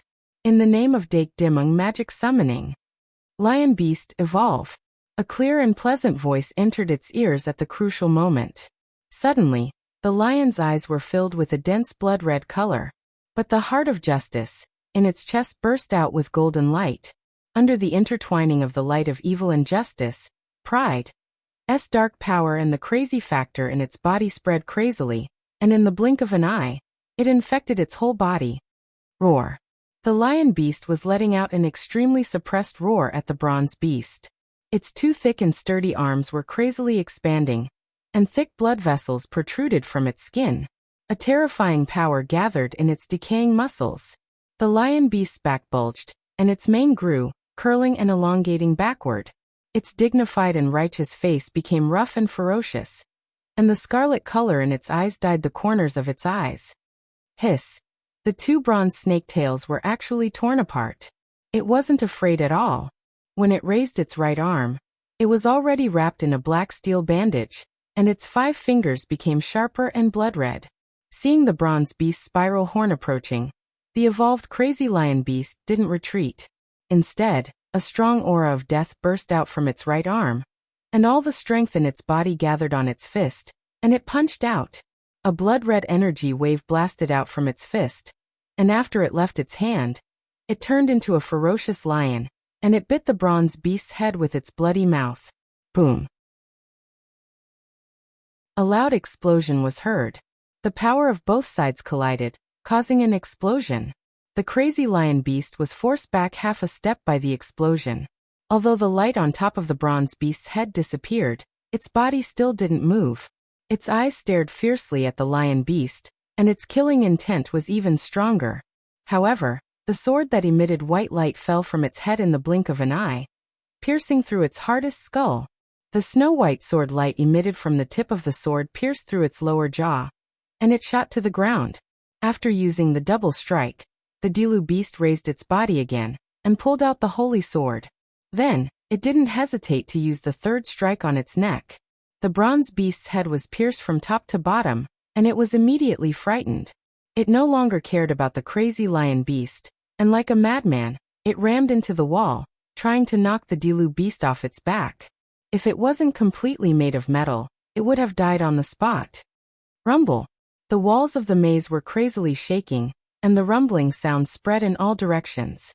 The nearby demons heard the sound and instantly gathered. The two students following behind were also surprised. The two of them looked at each other, and then groped their way over. However, this chaos didn't last for long. Although the Dilu beast's triple strike was off target because of the bronze beast's struggle, it still cut off half of its head, and even one of its eyes was cut off. Without half of its vision, the bronze beast was like a blind bull, facing the crazy lion beast's seemingly crazy but actually calm attacks. It became more and more difficult to resist. After the Dilu beast threw the single scabbard to the crazy lion beast, it quickly retreated and cautiously guarded Dake's side. It already felt a large amount of malicious intent approaching. The little demon beast and the spirit illusion bug flew together in the air, looking left and right, and its eyes kept rolling. The first thing it wanted to do was to investigate the surroundings, but after thinking about it, it felt that there was no need. At this time, the paths leading to the other forks would definitely be filled with demons. Fortunately, this was only the 4th floor of the underground city. Other than the bosses and some elite demons guarding the treasure chests, most of the demons were in the 1st tier. Even the higher tier ones were only 4-star demons. What they needed to be wary of were some individuals with special abilities, as well as the endless sea of demons. Of course, Dake was also very clear about this point. Therefore, when he sensed that there were demons surrounding him, he took out the Demon Fox magic card from his card pack. Come out, Demon Fox. Amidst the chanting, a delicate beast-type magic elf materialized beside him. After the Demon Fox stood still, it took a step forward, and with a cold expression, it distanced itself from Dake. The corner of Dake's mouth curled up, and it whispered, "How is it? Do you feel it?"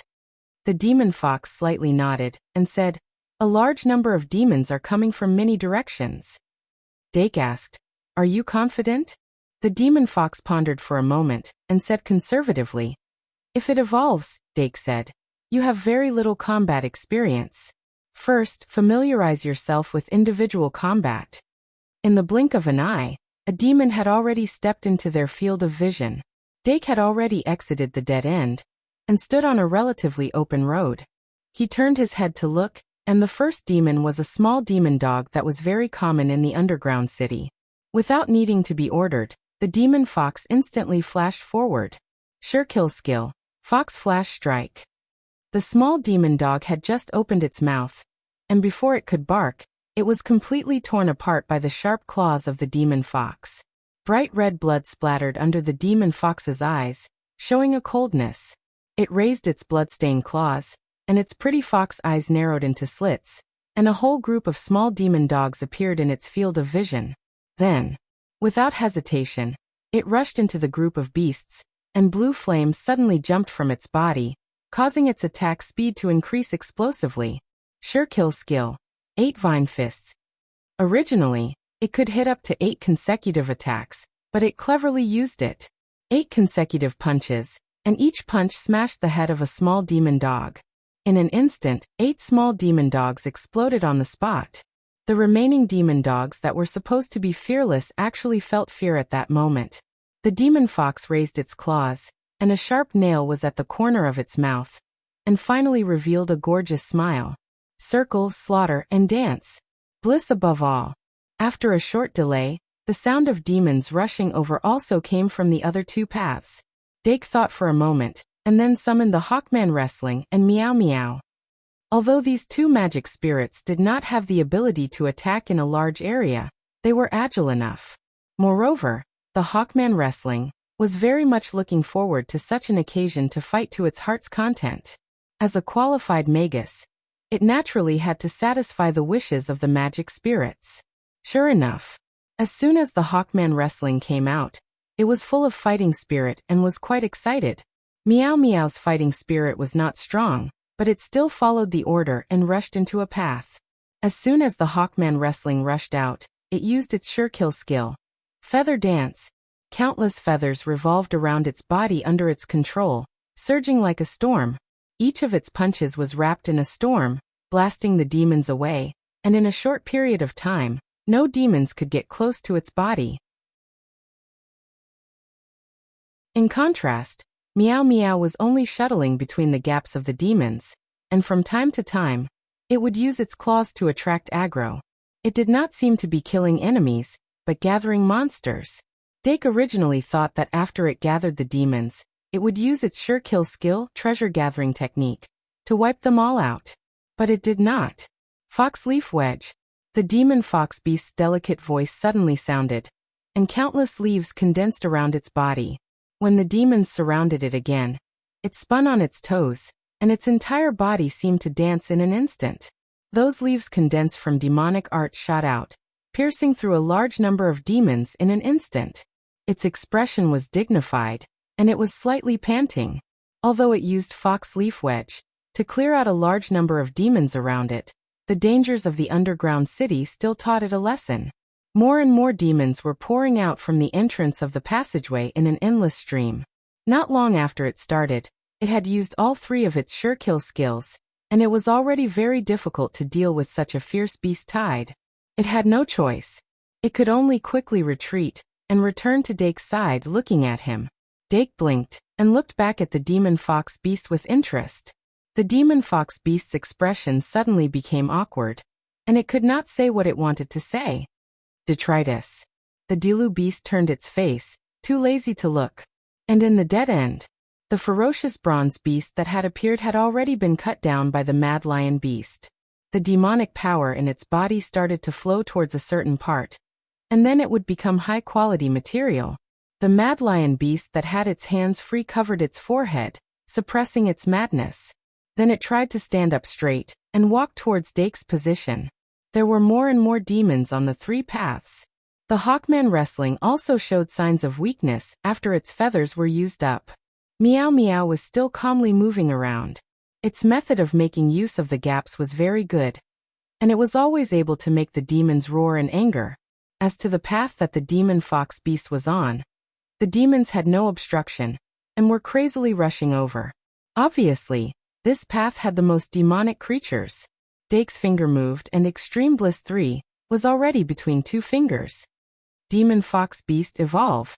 The Demon Fox Beast's attention was instantly focused, greedily absorbing the presence of Extreme Bliss. A flower-like blush appeared on its face, and its two fox ears quickly trembled. When the Extreme Bliss emblem appeared on its forehead, its body gradually turned into light. Demon Fox, Nine-tailed Fox. The nine-tailed demon fox stepped on blue flames, and its figure appeared in the pink mist. Dake skillfully held its head, but its wet tongue still licked his cheek. After evolving, the nine-tailed fox was very clingy. But at this time, when it was fighting, it only licked a few times, then turned around and looked at the demons with anger. On its nine tails, 9 blue fireballs condensed and burned crazily. That was the catharsis of emotions, the desire for bliss. Hawkman wrestling Meow Meow. With two light shouts, the Hawkman wrestling and Meow Meow understood Dake's meaning, and quickly got rid of the demon's entanglement, and retreated. The demons in the three paths rushed out at the same time. Nine-tailed Fox's ultimate skill. Ghost Fire Jade. Dake pointed, and the magic card flashed. The nine-tailed fox raised its head, its eyes cold and clear, and the blue fireball that rose from the tip of its tail split into 3 and shot out instantly. There were 3 ghost fire jades in each direction. 9 consecutive explosions could be heard, and the demonic creatures on the 3 paths had all been blown up. Crack. At the end of the path, there was a crisp sound. A bronze door appeared from the wall, and slowly opened. Votes come. It's the last day. The monthly votes will be taken if you don't vote. Another 10,000 tonight. 202 of 233. Excluding all guaranteed updates, there are still 31 chapters left. If there are enough monthly votes, I'll release all the chapters in 10 days until the reward is paid off. Fate? No more.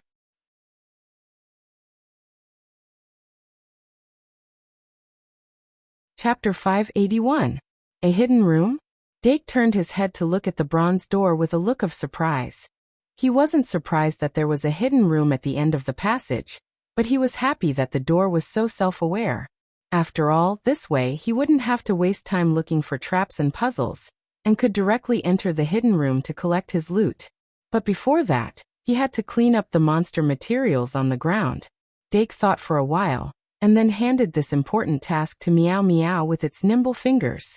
Meow Meow raised its claws, and its sharp nails extended from the tip of its index finger.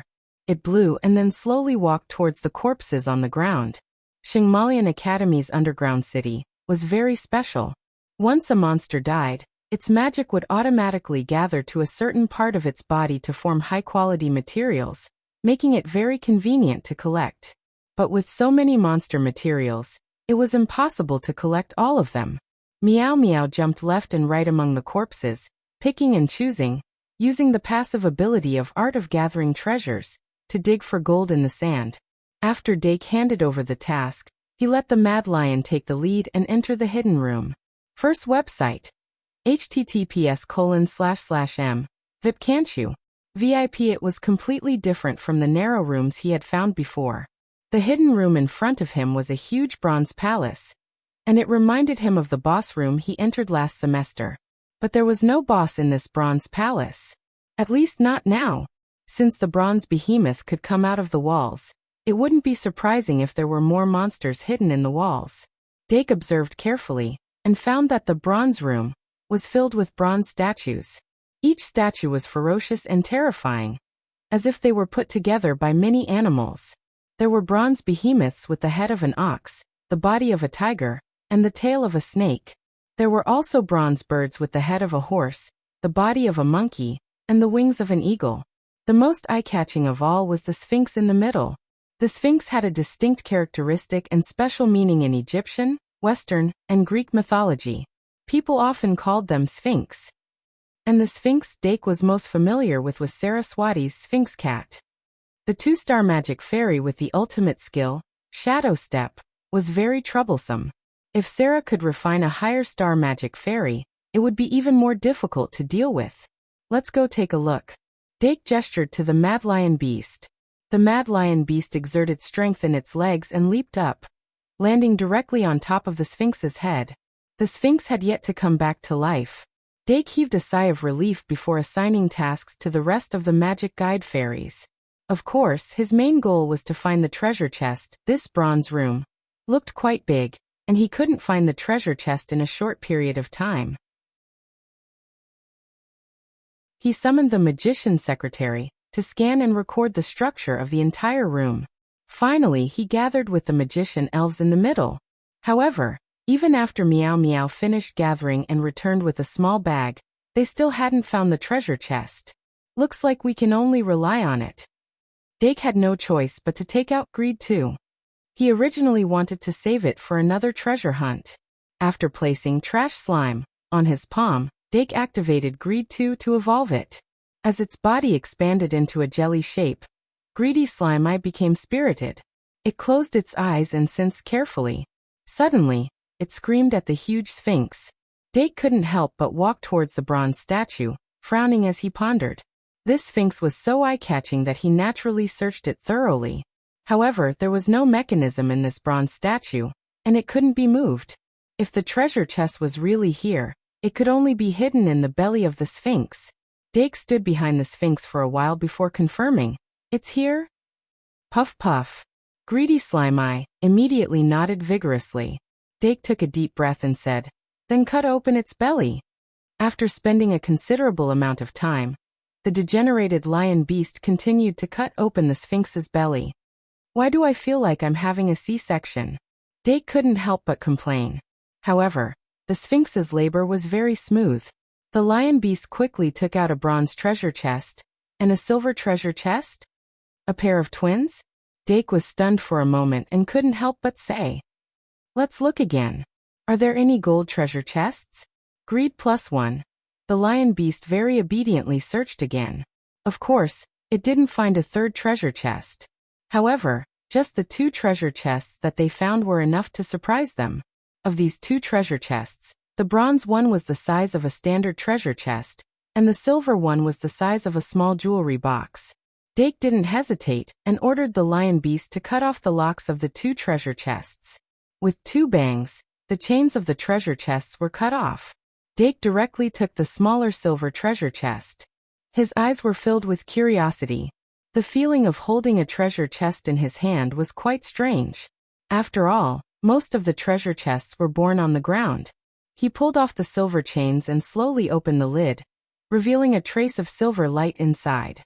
When the lid was completely opened, the inside of the chest was completely revealed.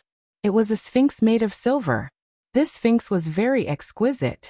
It was so delicate that even the hair could be seen clearly. It was very lifelike, as if it was a living creature. Dake opened the Eye of Truth and suddenly frowned. He realized that the value of this sphinx wasn't inferior to the creature pearl. This meant that it was more valuable than the magic brain dropper in the eyes of the Door of Truth. Being more valuable than the magic brain dropper was already a very high evaluation. It was enough to surprise him. Dake suddenly had an idea. He turned his head and looked at the silver treasure chest in his hand. However, the value of this silver treasure chest in the Eye of Truth wasn't even comparable to the magic diamond. As the sphinx was taken out, it was even showing signs of becoming transparent. It seems like I can't bring this silver treasure chest out of the dungeon. Dake was slightly disappointed, but he didn't throw it away. The metal chain that he used to record the aura of the greedy slime too had faded away. It was time to change to a better one. However, the sphinx couldn't be placed inside. Thinking of this, he lowered his head and looked at the other bronze treasure chest. The lion beast was opening the lid of the bronze treasure chest. The treasure chest was very big, but there was only a single bronze mirror placed inside. This bronze mirror was a traditional round shape. There were complicated and beautiful patterns on the edges, but there were traces of rust. It was obvious that it had been around for a long time. Dake didn't mind having too many things of unknown origin. He opened the Eye of Truth again. Under the golden light, his face was reflected in the bronze mirror. Is it a value between the catgrass and the magic brain dropper? Surprises were always present. After putting away the two treasures, Dake let the greedy slime continue to search for treasures. However, there was nothing else in the bronze room that could be taken. He clapped his hands and prepared to rest for a while. At this time, Meow Meow walked over and took out a round ball from the bag. "What's this?" Dake asked. "Meow." Meow Meow pointed at the bronze beast at the door. Dake immediately understood. "I almost forgot that it left something behind." He took the round ball and played with it in his palm. Suddenly he was startled. This thing, could it be the bronze beast's eyeball? Meow Meow opened its eyes slightly and grinned. Dake shivered and got used to it. "Then let's call it the bronze eyeball." "Let me see." The bronze beast's eyeball gathered the essence of the bronze beast. Its value was between that of the worm tree and the catgrass. However, this was from the perspective of the Gate of Truth. From Dake's perspective, its value was even higher. Because this thing was clearly a treasure similar to the mechanical core. It could be used as the core of a golem. With this bronze eyeball, he didn't need to find another core when learning how to make a golem. "Good stuff, all good stuff," Dark murmured, beaming with joy. After resting for nearly 15 minutes in the bronze room, Dake went on his way again. He wasn't in a hurry to search for treasures. Instead, he enjoyed the nighttime atmosphere of the underground city. At this time, only the Diru beast, the lion beast, the little fiend, and the spirit illusion bug were left. The group walked in the silent and cold maze. There was a rather special feeling of serenity. It was just that the nocturnal monsters that jumped out from time to time were a little annoying. However, they still steadily approached the stairs from the 4th to the 5th floor. After they left, Bobby and Simon carefully snuck into the bronze room. At first, the two of them wanted to help, but after discovering that the monsters weren't a threat to Dake, they went into hiding. Later, they waited until Dake led the team away before coming out.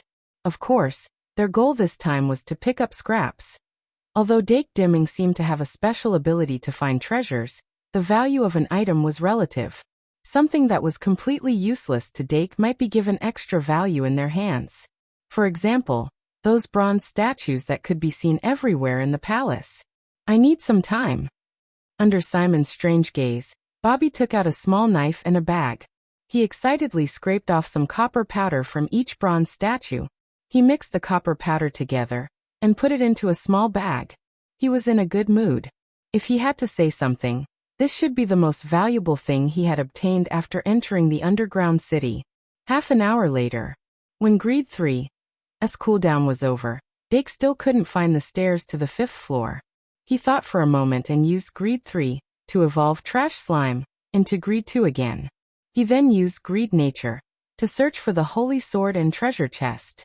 However, this time, neither of them succeeded. As he went deeper into the underground city, the space on each floor became wider. Greed Nature of Greed 2 was clearly not enough to cover the entire floor. This was why Dake always searched for Holy Sword. After traveling a certain distance, there were too many treasures hidden in the maze that no one had discovered. He only searched the area that he could find. After this failure, he didn't continue searching. Instead, he focused on finding the entrance to the 5th floor. The glowing moss in the cracks of the wall was already very dark. If it weren't for the spirit illusion bug, he would have had a hard time moving. Although the little demon was in the form of a bat, it didn't have radar sensors in its familiar form. It still relied on its eyes to see, but it had a certain degree of night vision. Similarly, the Diru beast and the lion beast also had night vision to a certain degree. So, wasn't Dake the only one who couldn't move? He scratched his head and continued forward. Along the way, there were endless monsters peeping in the dark. The lion beast was already tired after a long battle. He needed to go faster. After another hour, Dake started to feel irritated. However, not long after he thought he was completely lost, the stairs to the next floor appeared in front of him. There was a silver lining at the end of the tunnel. Life was always like this. Dake walked down the stairs and felt his way forward. 3 minutes later, he walked out of the tunnel and saw the living room on the 5th floor, which was also the safe zone. There were even fewer people in the 5th floor than on the 4th floor. There were only a few tents set up next to the magic marker, and they were all lit up. After hearing Dake's footsteps, only 2 students poked their heads out of the tents. They only took a glance and then shrank back. The magic marker on the 5th floor was a hippopotamus in the fountain. The hippopotamus statue stood up from the water and opened its mouth to the air. Its nose was staring at a huge colored ball used by circuses. It was quite comical. Dake tiptoed to the magic marker and collected it as usual. After that, he found an empty space for 5 people and sat down. Tonight, he was going to sleep here. Although he didn't have a tent or a sleeping bag, he had Zoo and Paradise. Unlike normal venue cards, Zoo and Paradise could last up to 24 hours and could be used again after being charged with magic. However, there weren't many buildings in Zoo. If it wasn't a cage, it was an open-air pool. He couldn't just lock himself in a cage, could he? Therefore, he only took out Paradise from the start. There were many buildings in Paradise for resting. To match the night atmosphere of the dungeon, Dake decided to open a haunted house here. After looking at the tents, Dake inhaled slightly and started infusing mana. With the activation of Paradise, the mana network of the website spread out from his feet. In the blink of an eye, it expanded to the size of a dormitory. The haunted house with colorful lanterns and blood-stained signboard appeared silently on the ground. Dake entered the haunted house and lit up the jack-o'-lanterns and skull lanterns. He found a platform and sat down. He was going to summon the magic elves for some fresh air. Dong! Suddenly, someone knocked on the door of the haunted house. Tickets. Today's update is 9,000 words. This month's 180,000 words mission has been completed. However, I'll continue at night. I feel that I can reach 10,000 more words and break through August. Another 2,000 monthly votes, thank you. 204/233.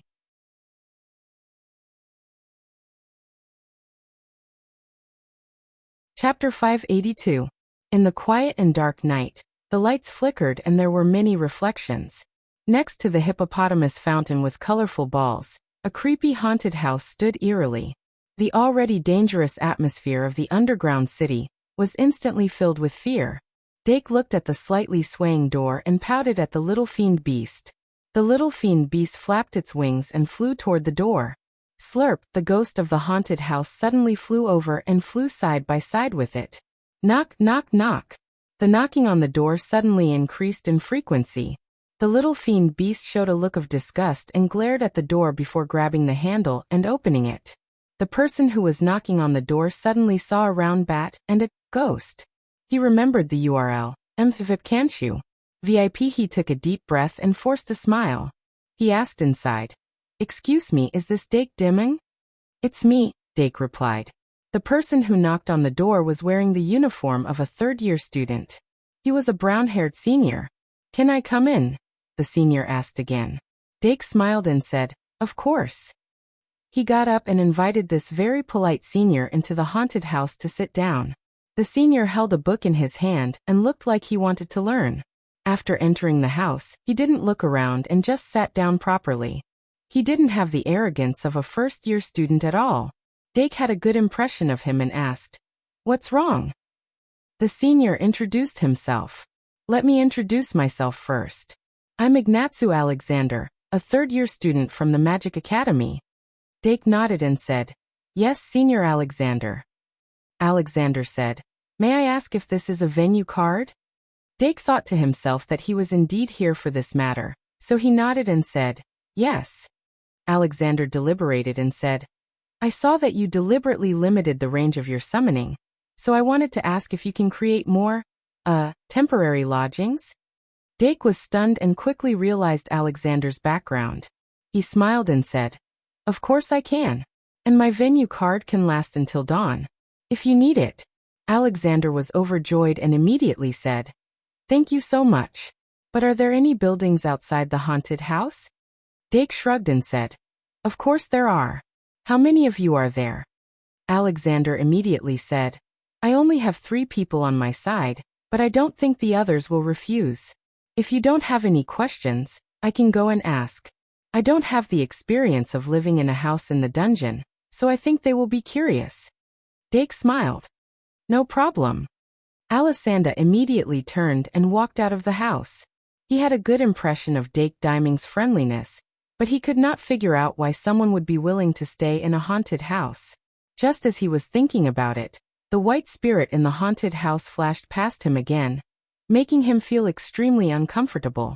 And on the 4th floor, Bobby and Simon gradually lost track of them after nightfall. After some consideration, they began to search for the entrance to the 5th floor. Under Simon's lead, they found the entrance to the staircase about 10 minutes later than Dake and quickly entered. But after passing through the long passageway, the two of them almost thought they had entered a hidden space. What entered his eyes was actually a series of unique buildings. After a short moment of suffocation, the two of them noticed more details. The ground was tidily paved with bricks, and there were straight street lamps on both sides of the road. The white light of the street lamps illuminated the entire safe zone, and the light yellow flowers that grew out of the cracks gave off a faint fragrance. Walking into the fragrance, one's whole body would feel extremely comfortable. This feeling had suddenly appeared in the academy one day, and it made many people's bodies a lot healthier. Simon's perception was very sharp, just like his lazy dog, and belonged to the very sensitive type. He immediately realized that some big shot had used an unbelievably high-level venue card in the safe zone, turning this place into a human paradise. With a trace of reverence for the powerful force, Simon led Bobby, who was also dumbfounded, into the theme park. Then they actually heard other people's laughter at night in the underground city. "Isn't this too lax?" Bobby mumbled. Simon didn't reply. Looking at the rooms with lights on, he couldn't help but reach out to touch the walls. The magic reaction from the walls very clearly told him that they were the magical creations of the venue cards. But the walls were so real that there wasn't a single pattern on them. The only thing that made them feel illusory was that the walls were simply too clean. There was no dust, no dirt. This was a characteristic of most field cards, except for specific field cards. Too powerful. Simon couldn't help but mumble. He suddenly felt that today was really a meaningful day. Not only did he witness people finding treasure chests one after another, But he also saw such a miraculous venue card. Even the professors in the academy shouldn't be able to make a venue card of this level, right? Simon racked his brains with his limited knowledge, and finally came to a conclusion. Suddenly, he saw someone pushing open the door of a room on the left, and looking around. His heart skipped a beat, and he walked over. That person was also a third-year classmate, and had a good relationship with him. "Good evening, Harrison. You're here too? Isn't this Simon? Why are you only here now?" Harrison's gaze swept past Simon's shoulder, and saw Bobby behind him. Realization dawned on him. "So you went to bring a newcomer? How was it? Did you find something different?" Simon put on a smile and said mysteriously, "You definitely can't imagine what I found. Why, aren't you going to invite me in? Please come in." Harrison hurriedly opened the door and said, "Of course." There was an unconcealable smugness in his words. After all, this should be the staff lounge room, which he had drawn with great difficulty. Simon walked into the room and found that the lights inside were brighter than outside. 2 other classmates were also inside, but they were studying a game of chess that he had never seen before. Apart from that, the room had everything, be it a table, a chair, a bed, or even a kettle. Finally, he couldn't help but complain, "Harrison, this room of yours?" Harrison laughed and said, "I knew you wanted to ask this. This is the field card that the second-year Dimming unfolded. I can't believe that he has a magic card of this level in his second year. I really want to know what effect this field card will have in a battle. But it looks like he has never used it in a magic duel before. Could it be that he made it during the summer vacation? Let me tell you." "Wait, Harrison." Simon hurriedly stopped the chatterbox from talking. He was shocked. "Dake too?" "Dake. Oh yes, Dake Dimmung," Harrison said immediately. "Why? Are you close to him?" "Know that." Simon was stunned for a moment and blurted out, "Do you know what I found today?" "Let me see." Harrison pretended to be interested. He really couldn't believe that Simon could find something more exciting than this miracle. However, what Simon said next caused everyone's eyes to widen involuntarily. Simon deliberately mystified and said, "I found someone who can accurately locate the location of the treasure chests. Just based on what I can confirm, there are at least 5 treasure chests. He has found more than 5 treasure chests since he entered the underground city in the afternoon. Do you know what this means?" Harrison couldn't hold back his expression and said, "This means that the underground city is completely open for him. Tell me, who is he?" The 2 third-year students who were studying Chinese chess stood up at the same time. They were extremely shocked. Simon looked around and said in a low voice, "I'll tell you, but you can't spread it around. It's most likely his secret. Tell me you." Harrison couldn't hold back anymore. Simon then said in a low voice, "He's also Dake Dimmung." Hiss. There was a strange sound that was suppressed in the room. Dake was still in the haunted house. Probably because he was the one who summoned the field card. No matter how scary the ghosts were, they gave him a sense of familiarity. After getting everyone's consent from Alexander, he opened up a part of the paradise, in this safe zone, and chose a house with a roof. Then he let the seniors draw lots to choose the house. Because there was no controversy, the seniors quickly entered the house. Of course, there were some second-year students, but there weren't many. In short, he managed to increase the favorability of his seniors. When he returned to the haunted house, he had the magician's secretary summon the rest of the magic elves. Then he used this rare atmosphere to start a ghost story party. Of course, he was the main speaker. Telling stories in a haunted house filled with ghosts was really a great atmosphere. A few of the little cuties were so scared that they were trembling. They fought to burrow into his arms. Even Fairy Ibu used her ribbon antennae to tightly wrap around his arm. The corner of his mouth curled up, revealing a smug smile.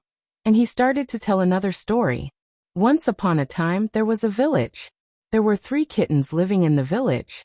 The big one was called Ada, and the small one was called. That night, the night was dark and the wind was strong. The leaves were swaying, and someone suddenly knocked on the door of the 3 kittens' house. Dong dong dong, dong dong dong. Dong dong dong, dong dong dong. Me. Fairy Ibu immediately screamed and burrowed into Dake's arms, trying to squeeze out little Ibu, who was trembling inside. Ahem. Dake coughed and said, "Little devil, go open the door." This time, the person who knocked was naturally Simon. He had brought Bobby to ask Dake for a place to stay. Dake looked at the first-year students behind him and casually agreed. "Of course. You can choose an empty room to stay in. But obviously, I might wake you up early in the morning. Although I'll wake you up when the time comes. I still have to tell you in advance." "Understood. Thank you very much." Simon bowed politely. After he left, he suddenly saw that Harrison was walking to another room. He couldn't help but frown. "Today, I've already updated 12,000 words. That's 6 chapters for others. I'm done talking. Begging for monthly votes. Begging for monthly votes. Monthly votes. Monthly votes. Monthly votes. Monthly votes. I'll continue updating tonight."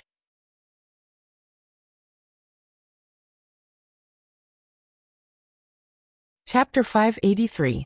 Wait here for a while, I'll be back soon.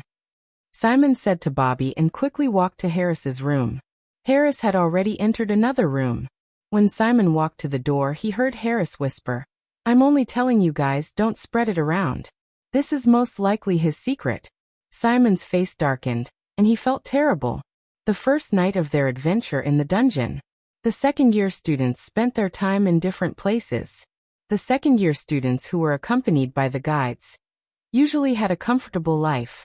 After all, the guides were third-year students who had the dungeon storage box, so they wore tents and sleeping bags.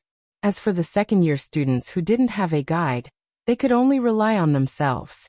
Remember, https://mvip can't you? VIP of course, there were some who had a guide, but it was as good as not having one. After all, a guide like Keat was not as reliable as White himself. After the two partnered up, they were still wandering around the 3rd level, unable to find the staircase to the 4th level. "Why don't we go back?" Keat looked at the nocturnal demons that were gradually surrounding them, and her feet trembled. "No. Even if I die tonight, I'll die searching for the entrance to the 4th level." White gritted his teeth. As the son of a hero, he had his own pride, and he could not retreat at this time. Woof. Woof. The little magic dog's barking was even crazier than in the day. White's expression was very serious. For some reason, he felt like he was a 3rd-year student, and Keat was a 2nd-year student. It was a sleepless night. Perhaps it was because they were in the dungeon, but Dake was a light sleeper. At 5 o'clock in the morning, when the glowing moss woke up, Dake was already sitting outside the haunted house. He stretched his body slightly, then went to the hippopotamus fountain to fetch Chio Sea Lion, and let it get some water to wash up. Since he only brought a small towel, it was not convenient for him to wash up. However, if he stuck the trash slime on his face at the crucial moment, his face would be smooth and white again. Dake tapped the magic card lightly and stored the magic elves into the card one by one.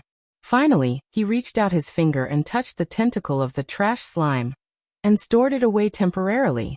He had an entire day to complete the exploration from the 5th floor to the 9th floor.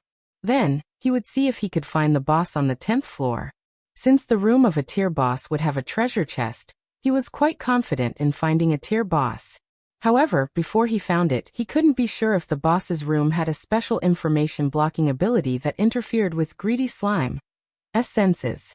As usual, Dark only left the little fiend beast, the Diru beast, and the lion beast by his side. He took out the hardtack and ate it with water. However, a senior sister who woke up earlier than him walked over without any warning. She smiled and extended an invitation. "Junior Dimming, may I have the honor of having breakfast with you?" Dake blinked and realized that this was the best time to get rid of the biscuit in his hand. However, he still took a bite of the biscuit and said reservedly, "No need, senior sister. I've already eaten." "Okay then." The senior sister flicked her hair regretfully. Then she suddenly asked, "Which floor is your goal today?" Dake thought for a moment and said, "The 10th floor." The senior sister smiled and stood up. "I see. Then I wish you a smooth journey." Dake smiled, "You too." After the senior sister turned around, Dake continued to eat the biscuit. The Dilu beast beside him looked at the senior sister's back and sneered. 15 minutes later, Dake packed up everything and was ready to set off.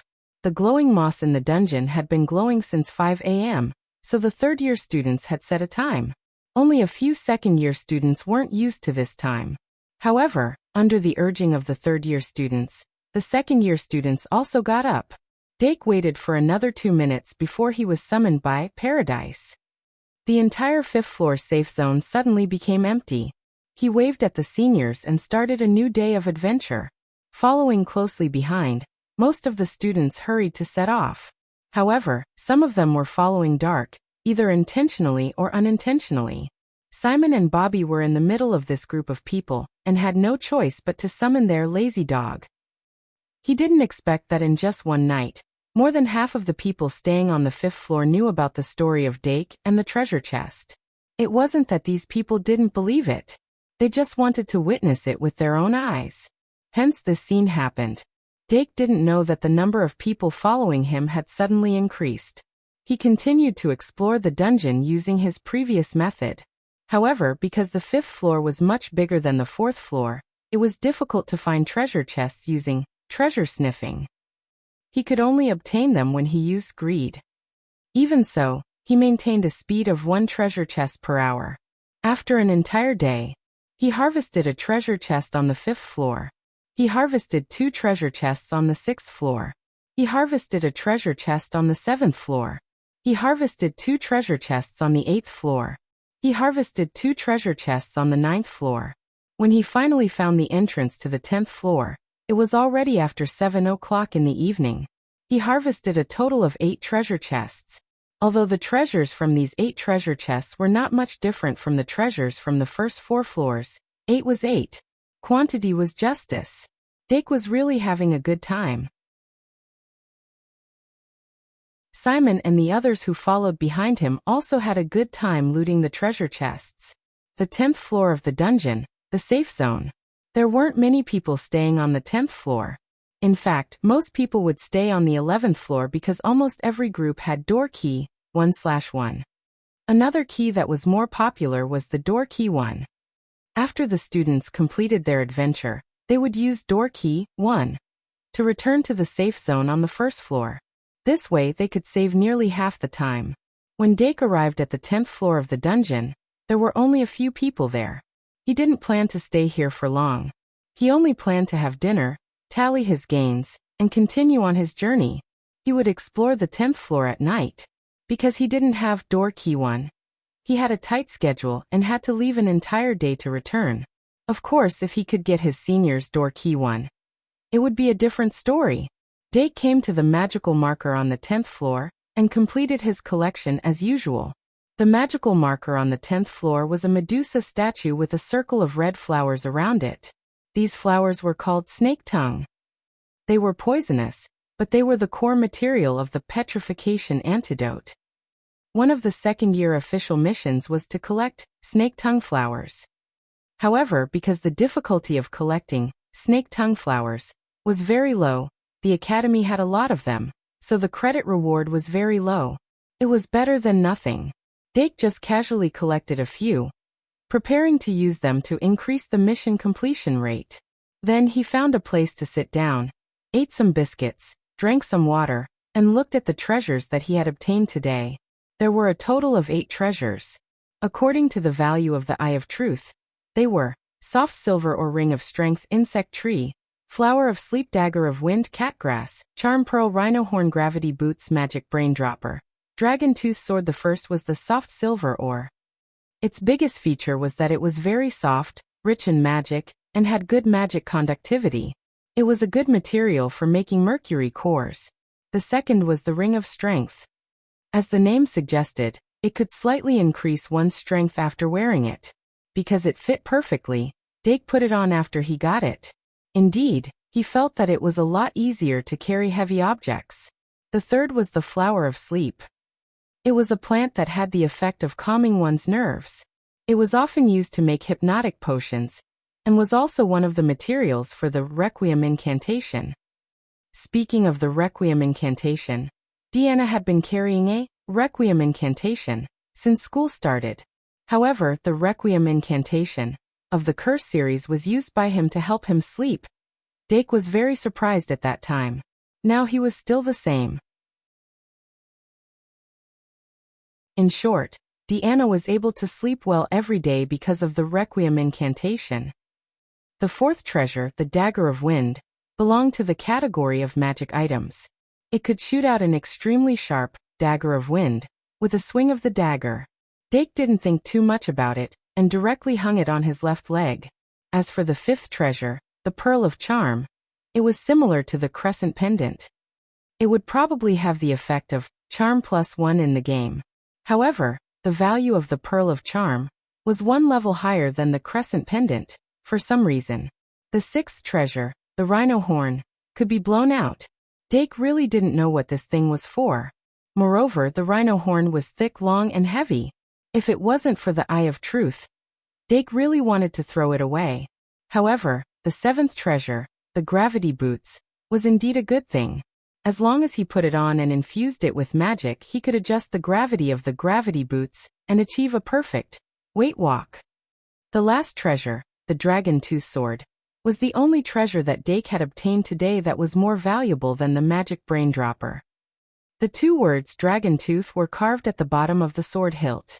As for whether it was made by the real Dragon Tooth, he would know when he went back and asked. After counting his gains, Dake leaned back and rested on the Dilu beast's knee for a while. However, when he suddenly opened his eyes, he saw that there were already a lot of people sitting around him. They were all seniors that he met last night. Today's update is 15,000 words. Looking for monthly votes. Continue to update.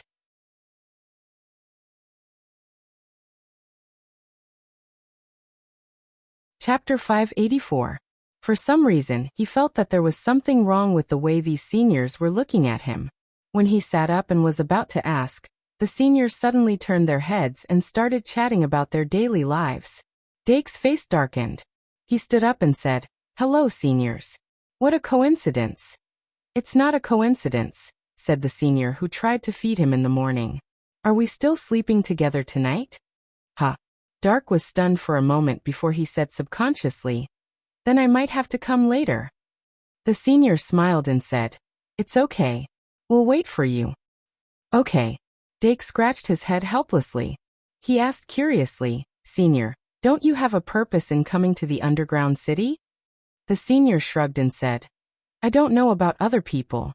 I just came to the underground city to relax and practice my ability to command the magic elf. If I'm lucky, I might find some special herbs or a treasure chest or two. It'll be worth it." "I see." Dake nodded. It was as if he would spend his weekends in the library. For Year 3 students, the first 10 levels of the dungeon weren't that dangerous. It was indeed a place where they could exercise their muscles and bones. After accepting this explanation, he did not pay much attention to the seniors' reactions. After all, they did not mean any harm, right? First website. https://m. Vip can't you? Vipio right. "Senior, are you alone?" Dake suddenly asked. The senior sister blinked and smiled. "This time it's a person." Dake asked directly. "Then do you have the door key to the first level?" "Of course." The senior nodded and said, "I'll go to the safe zone on the 11th level tomorrow. If you can get there before 5 in the afternoon, I can bring you along." Dake was delighted. "I'll try my best." However, before he could restrain his expression, Simon suddenly said, "I can wait until 8 in the evening." As soon as he said that, Bobby opened his mouth and looked at his guide in shock. The senior sister also frowned. She glared at Simon and said, "You make it sound like I can't." Seeing that the seniors were about to get angry because of him, Dake hurriedly said, 5 o'clock, 5 o'clock it is. I'll definitely be able to reach the safe zone on the 11th floor at 5 o'clock tomorrow. It's not difficult."